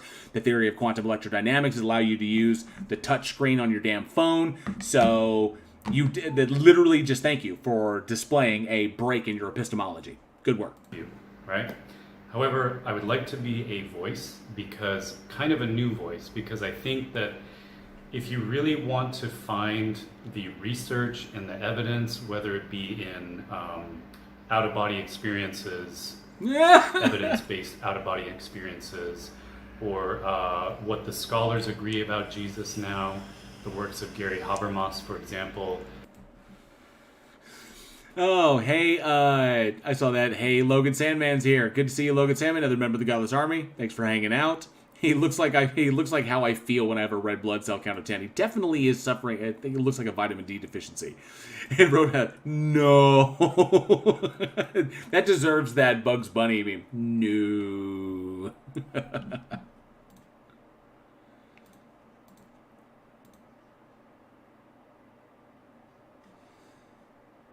Out-of-body experiences, or what the scholars agree about Jesus now, the works of Gary Habermas, for example, or irrelevant. There's a lot actually. If you search the internet, you can find the other side. You can find the other opinions. Okay, I'm not gonna just opinions. That's the point. It's not predicated on anything real. Give all that to you. Because then I would just be doing something that you can hear from anybody else. But what matters is my opinion. No. I really believe in the saying that says, when you believe in yourself, you believe in the same wisdom that created you. No. Begging the question. Presumes a creator to create anything. Titan Uranus, good to see you, Titan. Good to see you. Thanks for popping over. Appreciate that. So I believe in what I have to say. And basically, this is an emotional kind of, not argument, but just something I want to put out there for an appeal to emotion, which is a logical fallacy. you. Sure. Now, when you go shopping, for example, and you want to buy something, you will emotionally want to buy something, and then you will justify why you are buying it later. I believe that we make a decision whether to believe in God at some point in our lives, if we think back, Well, you're either convinced or you're not. This kind of goes to philosophical concepts, is like how we are convinced about things, how we determine things to be true, what our epistemology is, what our philosophy of truth is. There's a lot of things that go into this. I am a doxastic and voluntarist. I don't think that we have any real control over what we believe, that we are convinced or we are not based upon the evidence of what is presented to us as far as arguments and evidence go. So this goes into deeper concepts. It's not this simple. It's not as simple as he is just laying out like this. This is really, really rudimentary stuff that he's presenting, that he's basically glossing over some really, really deep things. And that's problematic, because you got to kind of dive into this stuff when you start talking about epistemology and philosophy of truth. But when it comes down to it, Aaron, did he just say he docks his asses? Nice. Very, very nice. Very nice, bud. He looks like the scrawny Roman they throw into the arena to make the mediocre gladiators look good. Yes, he is lurking. He is lurking. And so is the other guy, too. I don't know if he's sitting on a toilet. Kind of looks like a bathroom. I'm not going to say it's not. Because it's unfalsifiable. Although there's evidence to suggest. Reason why. Maybe I'm wrong. It doesn't matter, okay? But what I'm Doesn't trying matter to why tell you You know, some of you ask, like, well, why are you trying to push your religion on me? What does it matter? You know, it matters so much. Especially when he just said it doesn't matter. But because if I'm right, then you guys are all my brothers and sisters under God, and I want to save you. Okay, I want to not only save you when you die, but cool. Demonstrate it exists, and demonstrate it exists, and then after you do that, demonstrate how you know that all of the rules and weird stuff that you live by are necessary. Why partaking in all this stuff is all important. Okay, answer all these questions, and you're good to go. The problem is it can't. Right now, believe it or not, give you freedom, give you a better life, because we have. My life demonstrably improved for, like, I can't even express how much. My life demonstrably improved when I understood that these things are not true. When I became an atheist, my life when I deconverted to atheism, my life demonstrably improved because I understood the full gravity of my responsibility in this world, the responsibility of my actions, the responsibility of my inactions. I understood because there wasn't this like weird thing hovering over everything that made things not make sense. It's like, well, if this is this, then what is this? The logical entailments. Once I realized this thing doesn't exist, and the logical entailments demonstrated that it didn't exist, and then I was able to remove it, and then I was like, wow, things actually make more sense now. Things are much more understandable now because I have removed this from my worldview. So no, it is not freedom he is advocating for. This is not freedom. This is indoctrination.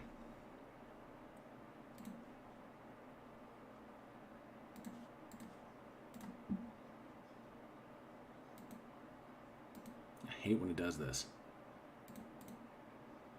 Give you freedom, give you a better life, because we have. This is my biggest point. We have this misconception of what it means to believe in God. So, misconception, I would say. If there's a misconception about something that is like literally presented as being objective, that's problematic, which means it is subjective itself. Say number one misconception is the existence of hermeneutics is really problematic for the existence of a God. It's like, well, if you believe in God, then you believe like everything we do, we're being watched and like we're being like judged all the time, and so that's your like, worldview. Relaxed. It's not a very good feeling. Well, that's totally not what Jesus said. And the fact is that if I did not believe in God, then everything that I do every day, it would feel pretty meaningless. And no, it has meaning to me. Doesn't feel meaningless. It is misrepresenting atheists now. And I'm basically creating my own meaning about what it. Right, subjective. Correct. What is it that it means that I'm doing, everything that I do? Well, it's meaning for me. And there's meaning to other people, too. The people that care about me, the people in my life. It's meaning for all of us. It's meaning but I don't expect somebody in freaking China who I've never met and I will never know, it has no awareness of me, so they don't care. So, but ultimately it does have meaning. It has meaning to me and has meaning to people around me when it affects them. Well, ostensibly it does because they're people in my immediate vicinity.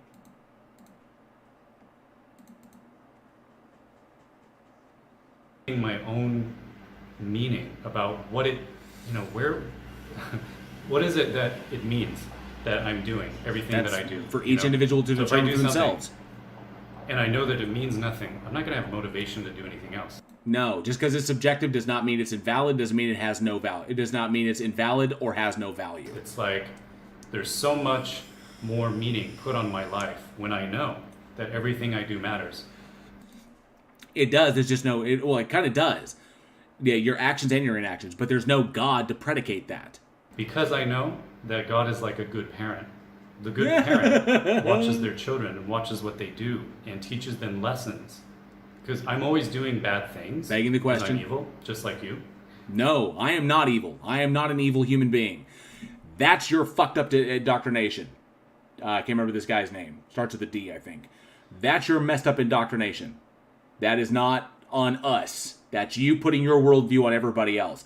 I do not believe that human beings are born broken. I do not believe, and I will never, and if I ever had kids, I would never teach them that they were born broken and they needed to appeal to an external thing in order to get fixed. That is the heart of indoctrination. People are not born broken.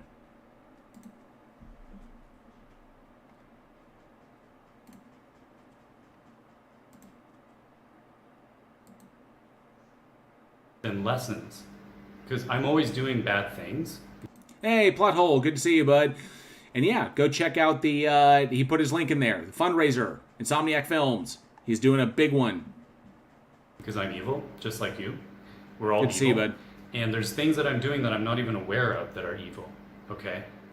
Then how do you know they're evil? If you're not aware of it, how do you know? And so, learning lessons through life and seeing how, wow, doing that doesn't work, teaches me that everything that I do matters because God, and everything you don't do, you keep leaving that out. God has given us His Word. Oh, yes, with the Metallica reference. Thank you, plot hole. So the other thing is, like, people think that, like, oh, you're repenting, and that doesn't feel good because there's so many negative connotations about the word repent. Yeah, right, because I mean, it's obvious on that one. It's like, because it's a subjective determination as to what is good and what is evil. It's subjectively determined by us, or it's subjectively determined by God. There is no objective standard. Just because God in your worldview is the biggest Billy badass in the universe doesn't make what it determines. Sorry, I was the cover. Shut up. So it doesn't mean that what it determines is objective for anything. It means it's subjectively determined by God itself. If it's objective, then it would be true regardless of influence or regardless of position. Or so it can't be objective in that respect. So yeah, it's subjective either way. And why do if it doesn't feel bad to me and I haven't done any harm and I haven't harmed anybody or I haven't like reduced anybody's well-being, then why would I repent for this? This all goes into like the husband. It feels great because we all have a conscience. If I have a puppy right here and then I kill the puppy, pretty much everybody that watches this video around the world is going to feel something bad about that because we all have a conscience. And this is like... Well, it's not because well, yeah, I mean, yeah, you can say that, but that's emotional. This is an emotional appeal. Our knowing of right and wrong because we're made in God's image, because we have God's... That's confirmation bias. Spirit in us. And begging the question. We're able to see right and wrong. And so when I do something bad... But it's subjective to everybody, because everybody's limitations or, I would say, then you're Dr. Oz. Because pretty much, because when it comes down to it, people's thresholds for what is evil and what is good is completely arbitrary to them. It's subjective to them.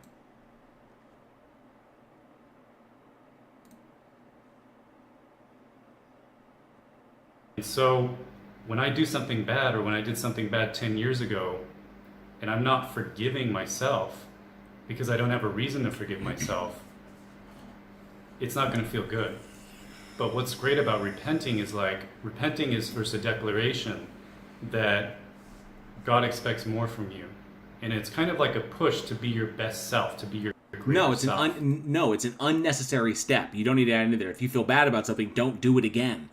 If you do something bad, pay the price, don't do it again. That's called learning. Repentance is literally the act of repentance means nothing if you feel bad about it, but it means something if you actually go to rectify the mistake that you made. So this is just social dynamics. Repentance is unnecessary. And then number 2, it's acknowledging that what you did was wrong, and you're better than that. That's why we have a court of law. And you're going to not do it again. And so it's like you're acknowledging also that you are forgiven, and then you're able to forgive yourself. You forgive yourself. I don't know if an external being forgives me. I'm just assuming that they would, predicated upon what I believe about this thing with no evidence. So you have faith that you're being forgiven. But that's also begging the question, the thing exists to forgive you. So let's just think of a society where people are governed by this law of love as opposed to something else. I don't know anything. Everybody just following their own like gods. Maybe your god is money. Maybe your god is television. I mean, if people worship money, that's one thing. But I don't think people are worshiping at the altar of money. I don't know. But it doesn't. Just because someone like worship like it's like money like that doesn't make it a god. It just means something that they worship. Because anything that you spend your heart and your mind and everything focused on, like that's going to be your God. I've lived in societies where that makes the definition of God completely and totally arbitrary. Which then you would, which by his lights, you then have to determine how your definition of a God is more valid than anybody else's arbitrary definition of a God. Because if I can make a God out of anything, if I can make a God out of this vape, then what makes this less valid than the one that he's asserting?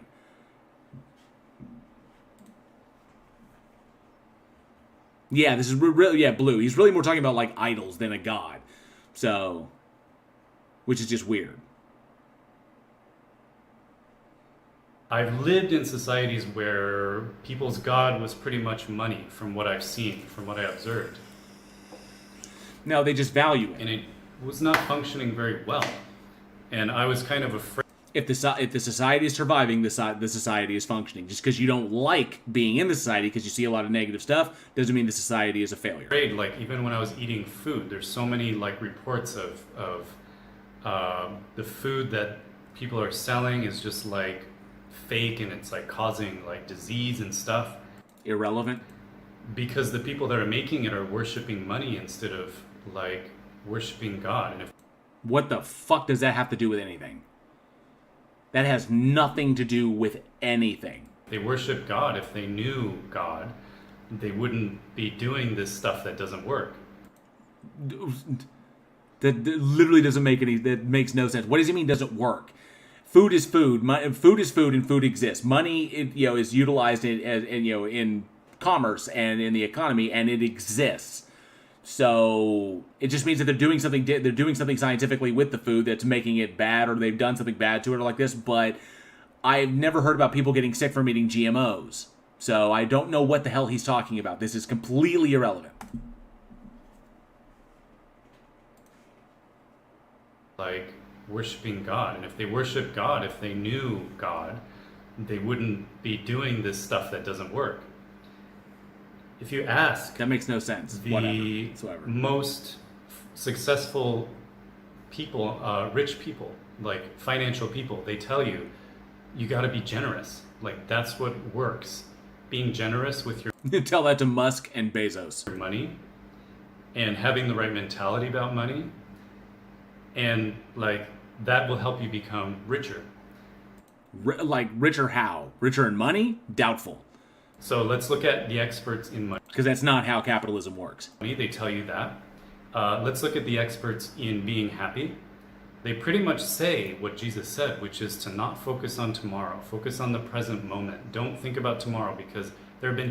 Just because somebody existed a long time ago and said something that actually has some value as far as like a psychological perspective of how to address your current position, your current situation, doesn't mean it doesn't entail that that the individual was divine. I can get the same shit I got the same stuff from my therapist when I was back in therapy 15 years ago.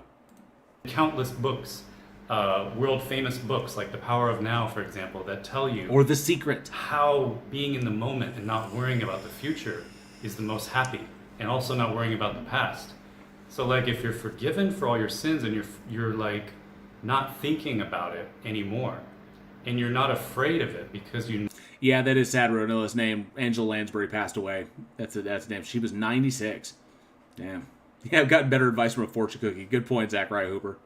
Is he locked in the restroom from the first Saw? That's a good point. Know that you should be living with a free conscience. What is it? Non-guilty conscience. Then your life becomes so much more freeing. You can literally just forgive yourself. If you this is psychology. So you're saying that he's basically making an appeal to the psychological utility of believing in a God, which doesn't entail that it exists. It doesn't entail it's when you're not thinking about reality. Tomorrow, your life is more happy. And then what did Jesus say as well? He said, don't worry. Like your numbers of your head are counted. Because God is like irrelevant. A good parent. Hey, Action Squad, good to see you. Us, and everything that we do matters. So if you have children and you let them go play, like, okay, go play in that abandoned house. Just don't let them insult bald men. For one day, and I'm not even going to watch you. And then just come back, don't tell me anything. You don't know what they did, you don't know what they were getting into or whatever. And like, that doesn't seem like a very loving parent. But God is such a loving parent that he watches everything we do. And that's See, there's an argument made against that. Technically, it'd be like, yeah, go do your thing, and then whatever consequences if you behave in a certain way and you get consequences, then you're going to learn from those consequences. That's basically learning by action. So you can't watch your kids all the time. So the kids go out and play, they get into trouble, there are consequences for getting into that trouble, then they learn. If you shield them all the time, then they'll never fucking learn. Technically, depends upon how you want to parent. with him. That's why, for me, it brings me so much joy, because it makes me motivated, because I know that everything that I do matters, and it pushes me to be a better person. If you need something external to you to push you to be a better person, then that's a major psychological failing. You should be able to push yourself. And so this conception that repenting doesn't feel good is wrong, and it has such a negative connotation. Like, you see the preachers out there like, repent, we're like fire and brimstone, blah blah blah. So yes, the idea of following God not feeling good is the big problem, because it is based on emotion, like I said. Yeah, well, it's not only that. It's because there's a lot of things that go into it that are problematic. That's why it doesn't feel good. It's not just the notion of it. There's the entailments that make it feel bad. This is all an emotional appeal. And so if you have this connotation that has been created by churches, where, I went to church growing up, and I would like sit on these hard pews, and I would have to dress up. I'd have like this freaking top button choking me here, and I have to sing this song, and then I see people acting kind of hypocritical, and I see people almost like judging the world, even though that's not Christian at all. That's not what Jesus said at all.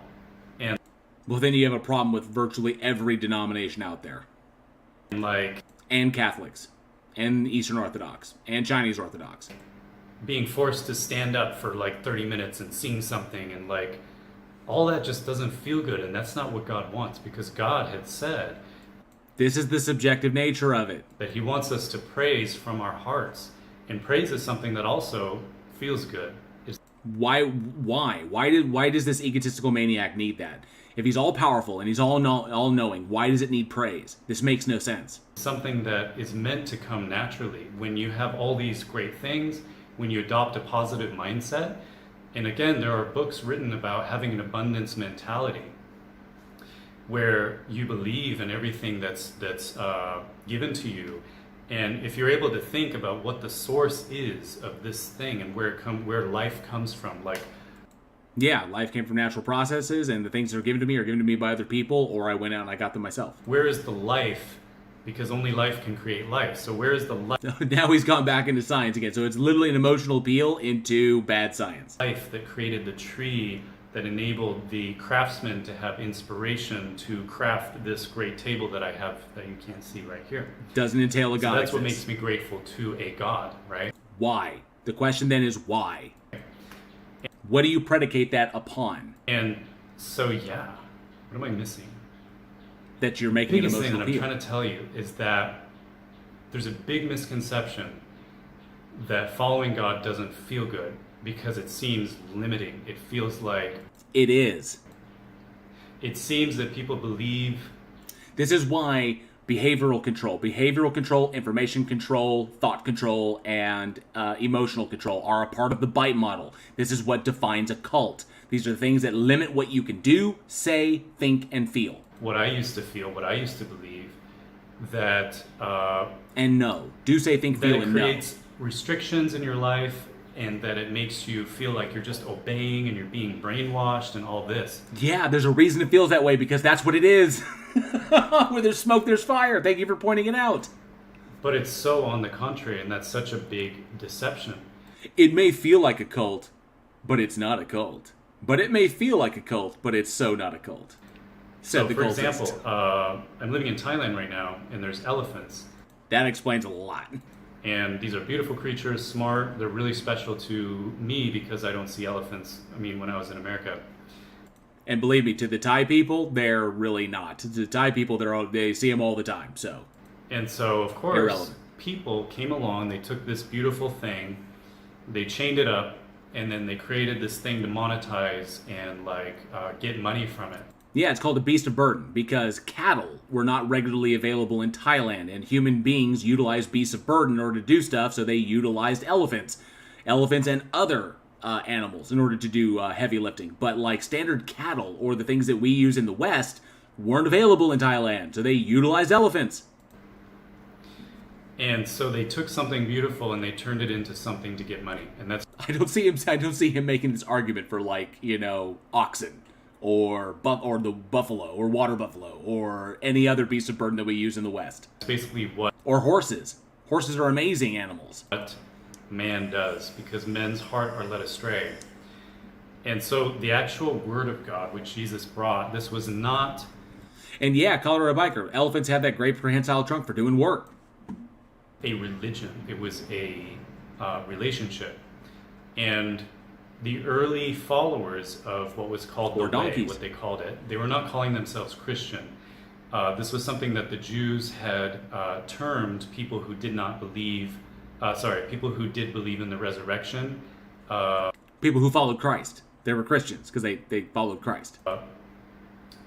They were terming them Christian. Oh, you're getting into deep water here, bud. And so basically anything that's very attractive, because the actual teachings of Jesus says we are set free from a guilty conscience. We are set free from the fear of death. And we are... Yeah, people are afraid of dying. So when you sit there and you run around and say, believe in my God and he'll give you eternal life, then yeah. Doesn't mean it exists. Courage to do these beautiful laws of loving your neighbor, loving yourself, and... the trolley problem demonstrates how he's wrong on this. Loving God. And then Jesus summed it up. This is what the law and the prophets say. The golden rule. That's what he sums it up as. Now, the goal of doing to others is you would have to do it himself. And that technically it's actually takes a lot from Eastern, the Eastern, Eastern religions came up with that before he ever did. Because Buddhism and Hinduism and Buddhism are far older, and they came up with that concept long before some dude named Yeshua was walking around saying the same thing. This is what the law and the prophets say. The golden rule, that's what he sums it up as. Sounds like he's anti-Semite. So it's not about don't. It's not about have to. It's not about any of this. It absolutely is about don't have to. That's what you call the Ten Commandments. But men have come along and they saw this attractive teaching. Oh, many people are drawn to this thing. Maybe I can monetize it. Yeah, that's how the Romans were able to expand it. I can get money from this. And so they've kind of corrupted it. So it's what usually happens is when two or more people, they come together, they both have this same belief, and they're okay, I want to have a meeting. Okay, so his argument is that it feels bad because people have turned it into a bad thing. And then they start growing, and they're okay, well, we need a building to have this meeting. And then they get a building, and they're okay, well, now we have a building, so what is the right way to do it? And they've got this kind of template of what other churches have done. Right. Churches recognize that people could be controlled and you could get money from them by fostering this belief. None of this is relevant to whether or not this thing exists. Is a problem. This is all just basically emotional appeals. Somebody coming by, it's like a motor. They got this template of how churches run. Anybody else want an elephant trunk to just come in from the side and be like, and so they follow that, and it's not very functional. And I found that a lot of people, they get led astray when money's involved, because when they start hiring people to do this and that. It's called business. It's called earning a living. And then it becomes kind of about money, and then this is just kind of human nature. So? We tend to focus on the hypocrites when we look at a teaching. Oh no. And so I've also found that a lot of people are turning away from I would like to call it the way on this video. Turning away This is so cultish. From the way. I don't even like to say the word Christian anymore. I wonder why. Because they have not seen men doing this in other religions. and other beliefs. But I've lived in the West and the East, and so in the East I've seen Buddhist monks, and they're always on the news because they've been extorting people at the temple, and whatever the.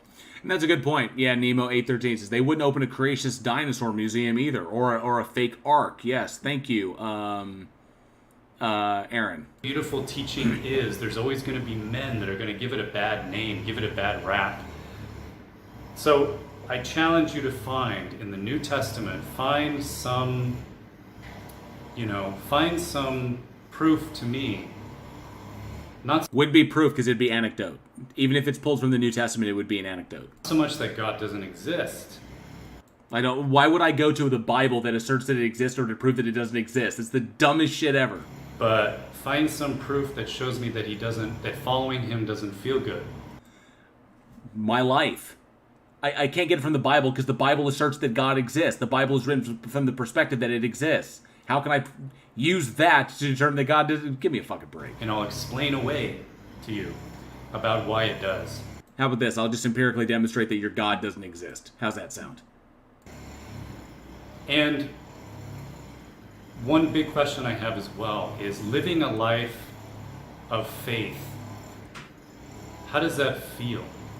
Terrible, because it literally it's an irrational it's an irrational position to take to believe anything on faith, and the irrationality of that will lead to irrational behavior, and that causes problems in our society. That causes societal divides. And when you have faith in something, if you really understand faith, that is belief without evidence. It's espoused by your own book. How does it feel to have faith in something and then let it come true? No, that's different. That's making a prediction, and then the prediction comes true. Faith doesn't predict anything. Faith just says, "I believe this." But yeah, circular logic is circular. But why would I have faith in anything? Because I could put my faith in the wrong things and without even knowing it. So it's just literally using faith to justify confirmation bias. People say, "Oh, I had faith in something and then it didn't work." Well, did you say that you had faith? Oh, no true Christian. Thank you. Did you say that you believe in this thing? The no true Christian fallacy. Or did you say it and then let it go? It's no true Scotsman. Now, this is the big law of attraction teaching that people are talking about as of late, I don't know how many years ago, but with the works of Abraham Hicks and The Secret and all of that. I called it. I fucking called it. But it's all spawned from what Jesus said, is basically ask and you will receive. And there are, from the Dead Sea Scrolls, a lot of people question the Dead Sea Scrolls, but at the same time, the Dead Sea That's because a good portion of them were found to be fake. Scrolls add something to what Jesus said. No, they really don't. And it's basically a original... This guy is not very well educated on any of these topics. I think it's an Aramaic translation where he says, ask and feel. I'm kind of translating in my own, way, but it's translating in my own way. Feel the feelings of having what you have. Basically, yeah, positive mental attitude. It's like imagine the world you want, and then you will invariably create it because you'll be focused on making it happen for yourself. So it's literally self-fulfilling prophecy. And then you will have it. And if you feel the feelings of something, then it's like you've let go of it.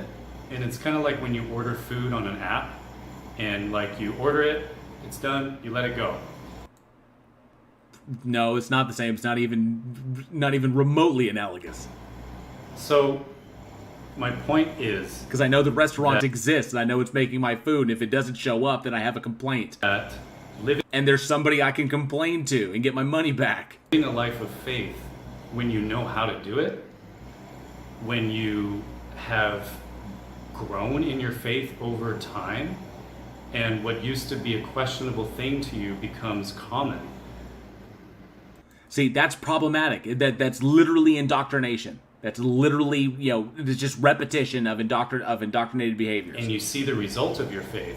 Confirmation bias. It's such a rewarding thing that is something that transcends all human knowledge. It doesn't, because you still have you have knowledge of your confirmation bias. Doesn't mean that it's true in reality or what it entails is true, but, it's something I understand why it feels good. And it's just so wondrous. Yeah, children do it because children don't know any better. It's up to us to teach them so that they don't make these mistakes. And not indoctrinate them. Man, okay. I'm getting deep. So no, you're lost. It's like, no, you're not getting deep, but look.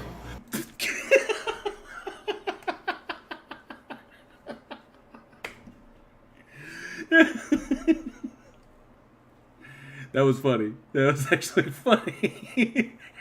He actually called it out. That was funny. He actually pointed it out. It's like, no, you're not getting deep, but look. What's so deep, what's so amazing about what Jesus said, it's like,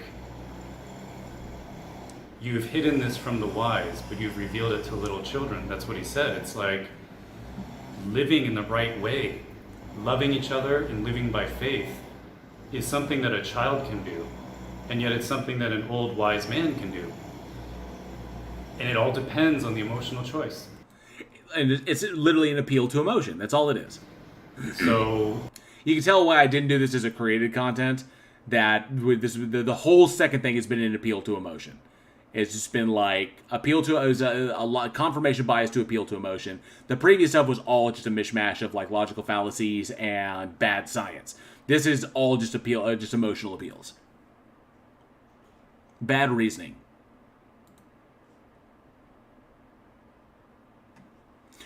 And I'd agree. I just want it to be He's afraid to follow his own narrative to logical conclusions. That maybe you haven't heard before. Changing my mentality about what it means to follow God has really changed my life. So doesn't look like for the better, bud. It's not about have to. It's not about you must do this. It's not about restriction. It's not about. But it is. It's called the parameters of your faith. Brainwashing. It's not about being. It obviously is. Submissive or anything. Yes, it is. Subservient to God. God is sovereign, therefore we must be subservient to it. It's in the faith. In essence, it's almost like the age-old question, the very first sin, which came from the idea of, are you going to follow the God that created you, or are you going to be your own God? I can't be a God, because I'm a human being. So I will be the captain of my own destiny. I absolutely will. But it doesn't mean I'm a god. It doesn't mean I have power over anything other than my own life and my own choices. So it's not about that. So. And it's an age-old struggle with man. It's not. So, okay, thank you guys for watching. Be a little nicer in the comments, though. Why would you care?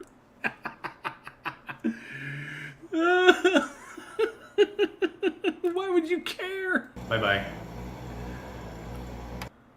Oh, that was brilliant. Oh, Fred Edge says, oh, he's just a confused little guy that's looking for answers. I feel sorry for him. Do you think he'll ever change his thinking? Well, he stated at the very beginning that he wasn't interested in that. That he was not interested in anything that was presented that would be oppositional to what he believes. So there'd be no point. He's not interested in evidence. He's interested in what makes him feel better. So the whole thing is just an emotional appeal. That's all it is. That's all that it is entailed. So, but you can see why I didn't do that as a created content. I didn't do that as created. Oh, and he's butthurt by all the comments that are pointing out his bullshit. So yeah, I'm not. Obviously, there's nothing in there that convinced me. It's very easy to break that stuff down. And he made a lot of mistakes in his reasoning there. And this goes back to the question that I posed to Otangelo and to the other guy. Yes, I saw that, Tony. I saw that link. Christian serial killers, murder in the name of God. Yes, I saw that. I'm going to have to read that and look into it. So the problem is that, when it comes down to it, why does his God, same question I posed to Otangelo and I posed to the other guy, to the creepy voicemail dude, is why does this entity demand that the worst mistakes in human reasoning be made to justify a belief in, hey, Doctor Who Design is here. Good to see you, bud. Thank you so much. Doesn't not the armor of God protect him from the slings and arrows of doubters? Apparently not his fifis. Doesn't protect his fifis. Logical fallacy bingo cards. Exactly. Just like a Darth bingo card. All the mistakes that Darth makes. So I don't know if anybody's on Clubhouse, but if you want, if I looked, let me see here. Oh, Creaky Blind released it. It said, "I will never debate Kent Hovind." Nobody should ever debate Kent Hovind. No one should ever debate Kent Hovind because McKinnon Mitchell put the final nail in Kent Hovind. That's it. McKinnon Mitchell put the final nail in Kent Hovind. There is no point to Kent Hovind anymore. He broke that sucker down, and it's been explained. It's over and done with. So there should be no dealing with Kent Hovind anymore. Let me check something here right quick. And cool. Let me back out of that. Cool. Everyone should mock him. Oh, that creaky vid is funny. I'm gonna have to check it out. Because I would debate Kent. I would in a heartbeat. I would debate Kent but the problem is my channel's not big enough for me to debate Kent. Kent will never debate me because it won't attract a big enough audience. Not enough people know about me and know about the stuff that I do. So, Tiny Studio Ray says, don't even mention the O name. He's the reason the ACA imploded. He's got Bible Man protecting him. That's such a wild series of videos. I thought it was like rationality rules was the reason why the ACA imploded. Because that whole thing about the whole video he did about trans people in sports and how the ACA freaked out and all that other stuff and the fallout from that. And I know that Matt just left the ACA because just, bullshit politics and other nonsense. So, but he's still out there fighting the fight, separation of church and state and doing the good thing. But Dr. Peel has an inflatable Kent Hovind in his house called Matt Powell Official. He does. It kind of was becoming kind of cult-like. But when it comes to, and that's another weird thing, is I haven't covered Matt Powell recently because Matt Powell's shit is really cringe. There's like a lot of cringe crap, and I've covered him before, and so like Greg Locke is cringe, Matt Powell is cringe. The only reason I cover Greg Powell. The only reason I cover Greg Locke more often is because Greg has gone political and is trying to influence legislation and influence politics, which is deeply problematic. But Kent Hovind is the final nail was put in the coffin. That thanks to McKinnon Mitchell, his documentary pretty much destroyed it. So there's no point there. And of course, given the O name, given O Tangelo. And that I was in his... Dang it. I need to get another drink. And so, given Otangelo and his nonsense and the fact that, I basically went into Clubhouse and I burnt down his room with him in it, which is why everybody left and then he was left alone. I do not know if the replays or how even to access those. What is this? Atheist Matt Dillahunty abandons the... No, he left, and he explained why. He actually did a video as to why he left. He explained it. Convince me God is not real. That was that. Otangelo. Oh, wow, I can pull it. Okay, cool. So, I popped in. That was me talking.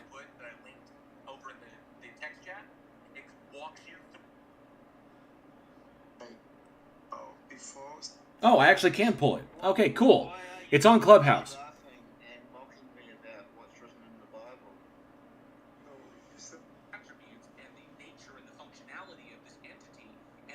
Okay, cool. Cool. So the clip is up there, and you can actually hear me burn his room to the ground.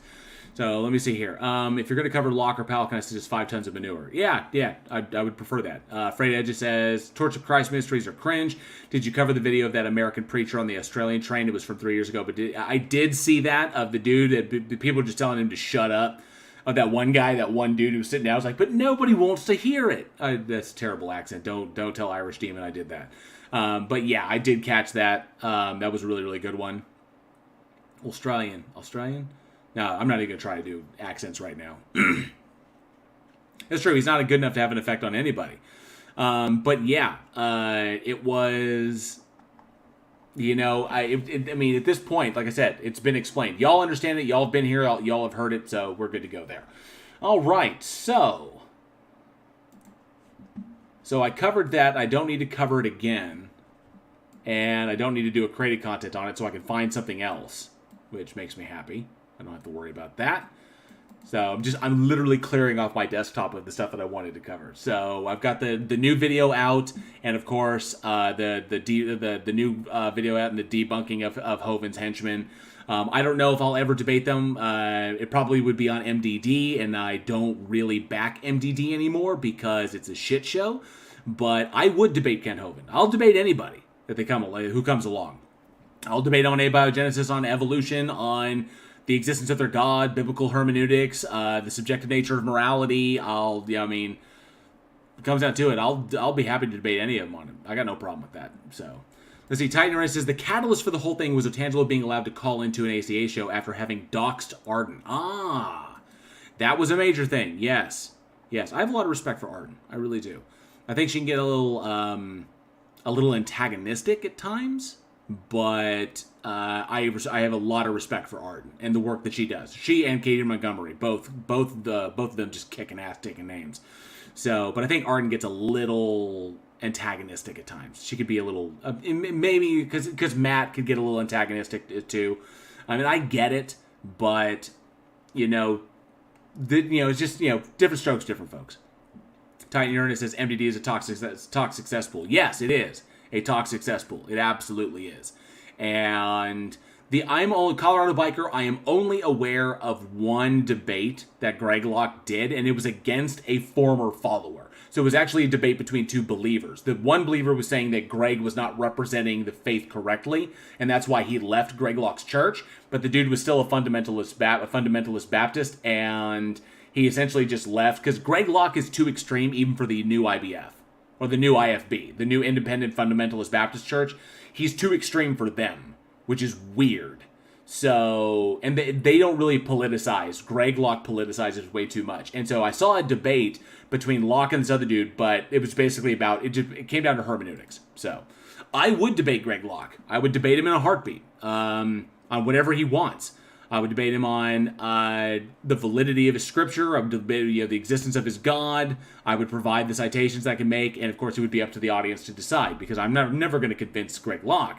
But that's not the point. So I would definitely debate him, and I would literally snow shovel him his ass. I would. Easy. Greg Locke, Kent Hovind, Darth Dawkins. These cats are easy to defeat. These are easy to defeat. Easy to break down, easy to shut down. Saitan Bruggencate, individuals like that, these are easy wins. These are not difficult. Individual like Ray Comfort would be an easy win. So,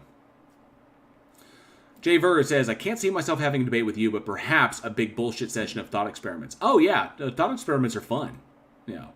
Greg Locke debating Darth Dawkins, that would be fucking insane.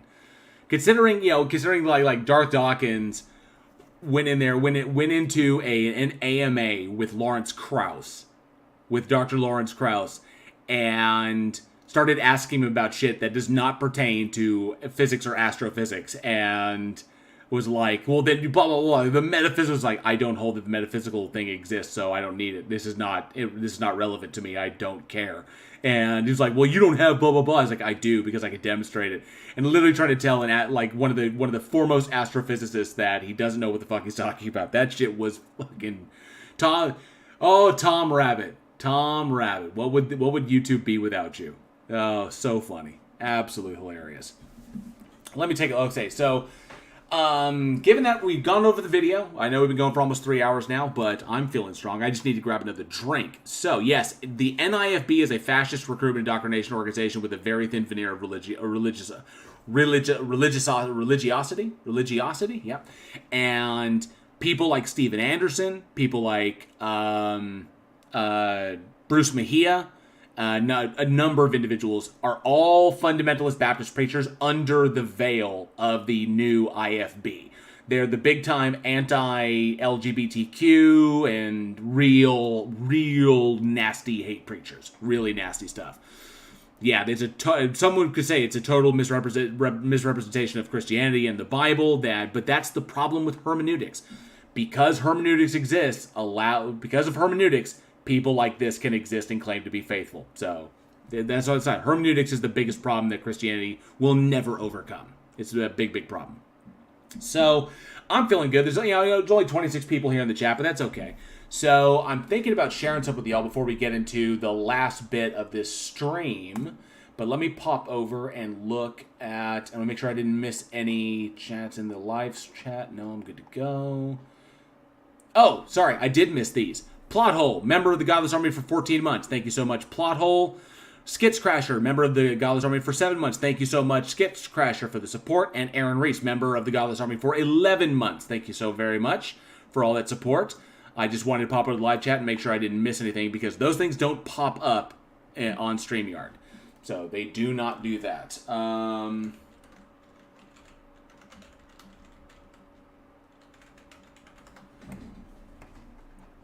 Let me see. So it looks like they're, yep. So Kate's done over there. So that's cool. So I wanted to share something with y'all. Hey, King of Salem says, yo, new here, having a good time so far. Excellent. Thank you so much, King of Salem. Thank you for hanging out. Appreciate that. Oh, thank you, Albert Red. I appreciate that. I appreciate everybody hanging out.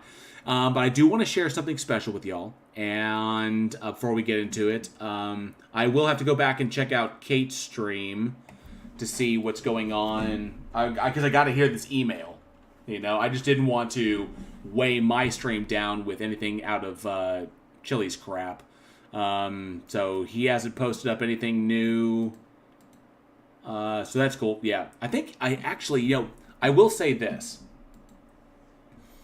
Given that, I don't want to talk about way too much of them. Yeah, they're all over Kansas. Yeah, they are J-Verse. I actually did a video on them, on the new IFB. It's back in my created content. Part of my Bridge the Divide series. So, I actually got an email from Chili asking me if I called the cops on him in Tempe PD. Because apparently he went back to Tempe PD. I don't know. Last we checked, he was leaving California and heading somewhere else. Obviously heading east. So he may have been going back through Tempe, Arizona.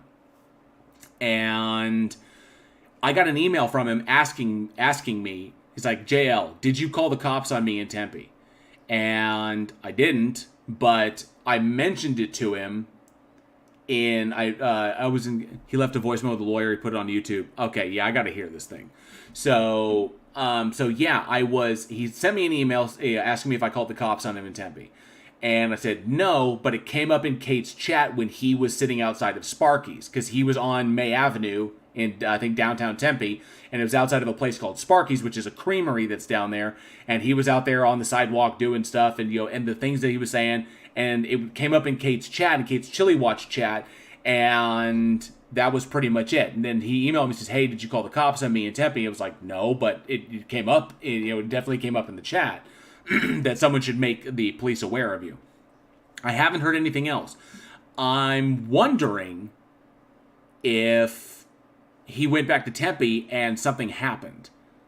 I'm not sure, because then he dropped this video, this premiere, which is Tempe police officer Anthony Nardini needs to be fired, which I've looked into it. It's all crap and lies. But, and actually Irish Demon did a great deconstruction of that, showed how he's completely fabricated all of the bullshit that he has in that thing. But yeah, I thought that was weird. So, because it was just an email out of the blue. Now, Chili has my number. He can call me anytime. I got no problem with it. And I'll be happy to talk about it. Hell, I'd even bring him on the channel just to talk to him, because there's things I want to talk to him about. Especially his whole, co-opting my entire concept, of bridging the divide, bridge the divides in our society. Fucking, that aggravates me so much. Yeah, he emailed me and said, I don't know if he emailed anybody else, because there was nobody else attached to it. But he emailed me and says, JL, did you call the police on me in Tempe? And I was like, no. So it's like, it was reported that someone should do that in the chat, and then that was pretty much it. So Laura Raider says, I'm back to lurking, went to laugh at Chili on Kate's stream, and now I've had to back up to everything I missed after the Wesley and Otangelo meltdowns. Very cool. So anyway, I wanted to share something with y'all, and you can stay. Like I said, feel free. but I wanted to share something cool with y'all because we're going to get into the last little bit of this, which is an update on the Face of Horror thing. Now, first I have to say this. To all the people that are in the chat, okay? And I know that there's not a bunch because I'm not covering chili stuff and stuff like that, so I'm kind of doing my own thing. I apologize. I apologize for how obnoxious it has been for virtually every time that there's a live chat and you see me in there that a link pops up for this. It's the name of the game when it comes to a popularity contest, and that people have to vote. People vote for it every single day. It's like 24 hours a day. So I apologize for doing this, for the whole thing. I know it, but know that it is temporary. That it will not go on forever. This is one thing that we're doing, and that the decisions will be made in this in November. So it's literally through the month of October. So if you see me in the live chat and you see me popping up the link to Face of Horror, it seemed that like the past couple of days, some people have been like, "Ugh, he's linking it again." And I understand that. I totally get it. And I knew at some point it'd be like, people are going to get so tired of me like, shilling this thing. But it requires it. It's the nature of the beast. It's a popularity contest. It requires people vote every day. So that's a daily reminder to vote every day. It's pretty much what it is. So thank you, Elizabeth Sylvester. Thank you, Blue. Thank you, Frayed. I appreciate that. I do. So I want to... So because we're getting in kind of the spooky side of it. As a matter of fact, you know what? So quit complaining and go vote for jail. Thank you, Colorado Biker. Appreciate that. So as a matter of fact, what do you say? I know it's a little bit late. It's 10:30, and I'm not going anywhere. I got nothing better to do.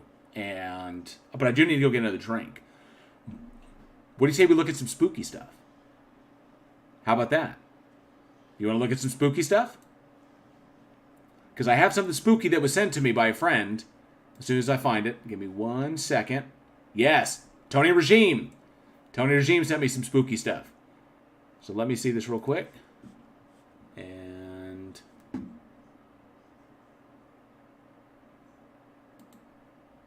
so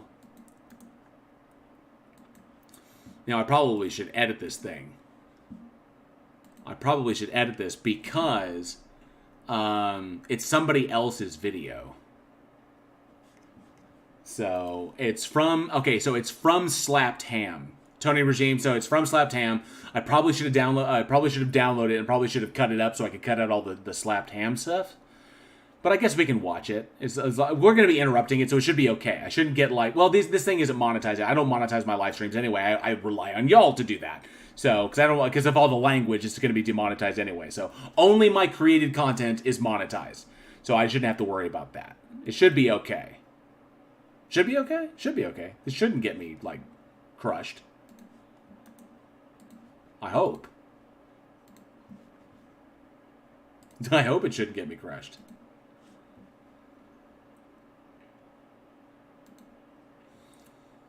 Let me get that. And we're actually going to do 2 spooky things. And I'm going to go grab a drink.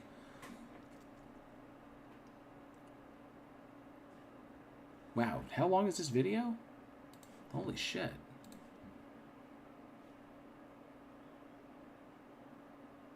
Is it that long? Well, we're probably going to be jumping through this quite a bit. We'll be jumping through this quite a bit. So some of these, I think, are going to be debunked really fast. So I'll tell you what. Yeah, I think a few of these things are going to be debunked really fast. So Daniel Glasser, have a good night. Thanks so much. Let's do some video forensics. Hell fucking yeah. Let's do that. Fred Edge cracked a beer. It's good to go here. Currently watching YouTube Ghost Hunter programs right now. Very cool, Colorado Biker. I think we can do that. So let's do this first. So I'm going to go, actually, I'm going to grab a drink and I'm going to listen to this. So let me do this. I want to share something with y'all. And I think I can do it from here. And fresh cup of tea, an apple fritter for dessert, and a bit of good whiskey. All right, so this first thing that I want to show y'all while I'm grabbing the other thing. This first thing I'm going to share with y'all is something special. It's one of my videos, and I will not be talking, so it's something that you can listen to. So I hope that you dig this. And give me 2 seconds. What the hell did I do with it?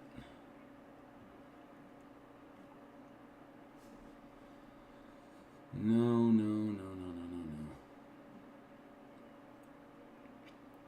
Oh, I feel like Irish Demon. Like, I can't find my shit, you know? I feel like Irish Demon. Let me see here real quick. Bear with me. Bear with me. It says I'm live at the moment. Just that. Go to there. Go to... Where's it at? Studio. And get this. Oh, cool. So that's done. Fantastic. I'm going to pop over to Week in Horror real fast, and I'm going to pull something that's on Week in Horror that you may not know about, because it's for something special. So I'm going to get this. We're going to grab that. Pop back over here. Raised by Criminologists. Very cool. And we're going to post that.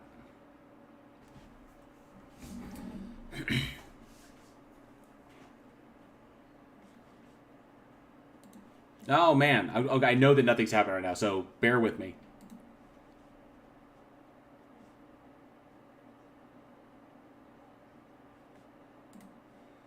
There we go. Let me grab this. And move that to there. So, Tony Regime brought this up, and it's like, this is some spooky stuff.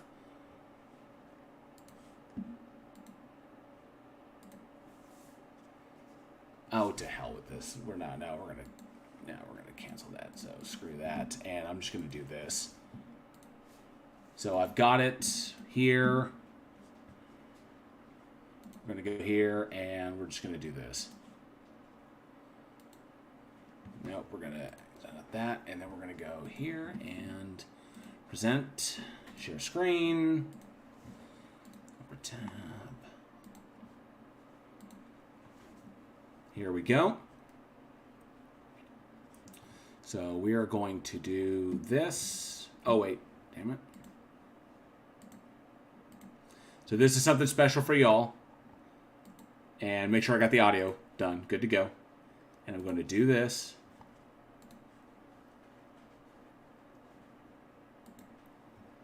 And we're going to go back over here. And y'all enjoy while I grab a drink and use the restroom real quick.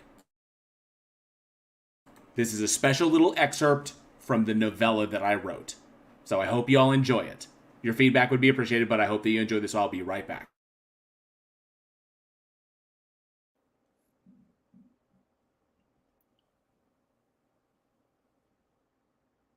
The Beach Bay Chronicles, Excerpt Chapter 2, Loose Animal. The bay wind, salty and snapping with the dawning autumn morning, coursed over Benny Easton's left hand as he pressed towards the Beach Street Animal Control Center. It was during the driving towards and from his employer, along the softly winding path of beach overlooking the coast, that he experienced both his highest highs and lowest lows. The trip towards always brought with it the excitement of the burgeoning day, with all of its new and unexpected discoveries. The journey homewards left him slumped and withdrawn, physically tired from the previous exertions, mentally with a heavy longing for the next day to begin. This morning was no different for the ambitious young man.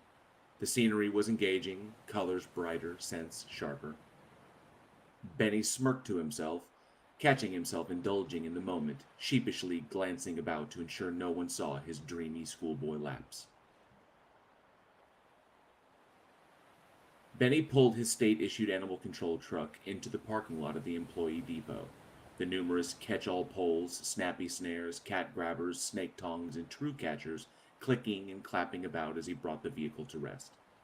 Hopping out, he carefully inspected his personal gear, ensuring he had not failed to remember every tool necessary in his line of work.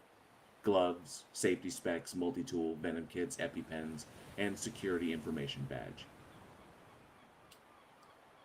All in order, he mused to himself.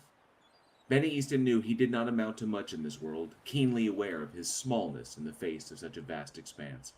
His mother used to say that such a notion was born from those who live on the coast their entire lives.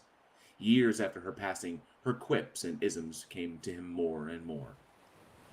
No city lover ever stopped to wonder their place next to something they saw being built, she would quip whenever his father turned the conversation towards moving from their tiny, dingy family home on the South Beach Street. Benny smiled at the memory and nodded to himself as he looked out towards the coastline before rounding the side of the truck to finish his opening inspection. The 6 aluminum cages were clear of any debris or animal refuse, and the soft LED lights worked within each of them. The carcass box, a steel and aluminum stow cabinet towards the rear of the truck, was cleaned and sanitized. A faint but expected hint of bleach struck his nose as he cracked the airtight seal, but beneath the odor of chemicals and soap, ever so acridly, was the effacing scent of stomach acid, blood, and decomposition. On a good day, an officer could load up to 40 pounds of dead and decaying animals in the box for transport to the center for combustion. Benny's countenance shifted slightly at the thought. It was not the dead animals that bothered him, as he had found he adjusted to them quite quickly, both to the sight and stench. It was the dying ones that bothered him, and the requirements of such when his pickups had not quite passed on. Benny shook from his head the grim thought and snapped the carcass box shut. Closing his eyes, he took in a deep breath of the morning air, and it seemed to perk him right up. Small that he was, he had a job to do and a service to provide. The door chimed as he crossed the threshold and entered the main lobby of the center. A combination of natural and fluorescent lighting brought a sterile warmth to the area. The community posting board, positioned across from the receptionist desk to his left, was papered with brightly colored flyers of family pets, both missing and found, advertisements for local products, adoption specials, private rescues, and rehabilitation centers. Seeing the generous outpouring of the community that he served, the quiet need to connect and be connected always made him smile. It was truly one of the few yet bright beacons of light in the ever-encroaching darkness of the world. A new notice, printed on white, bright stock with stark red lettering, grabbed his attention from the board, nestled between an olive third-year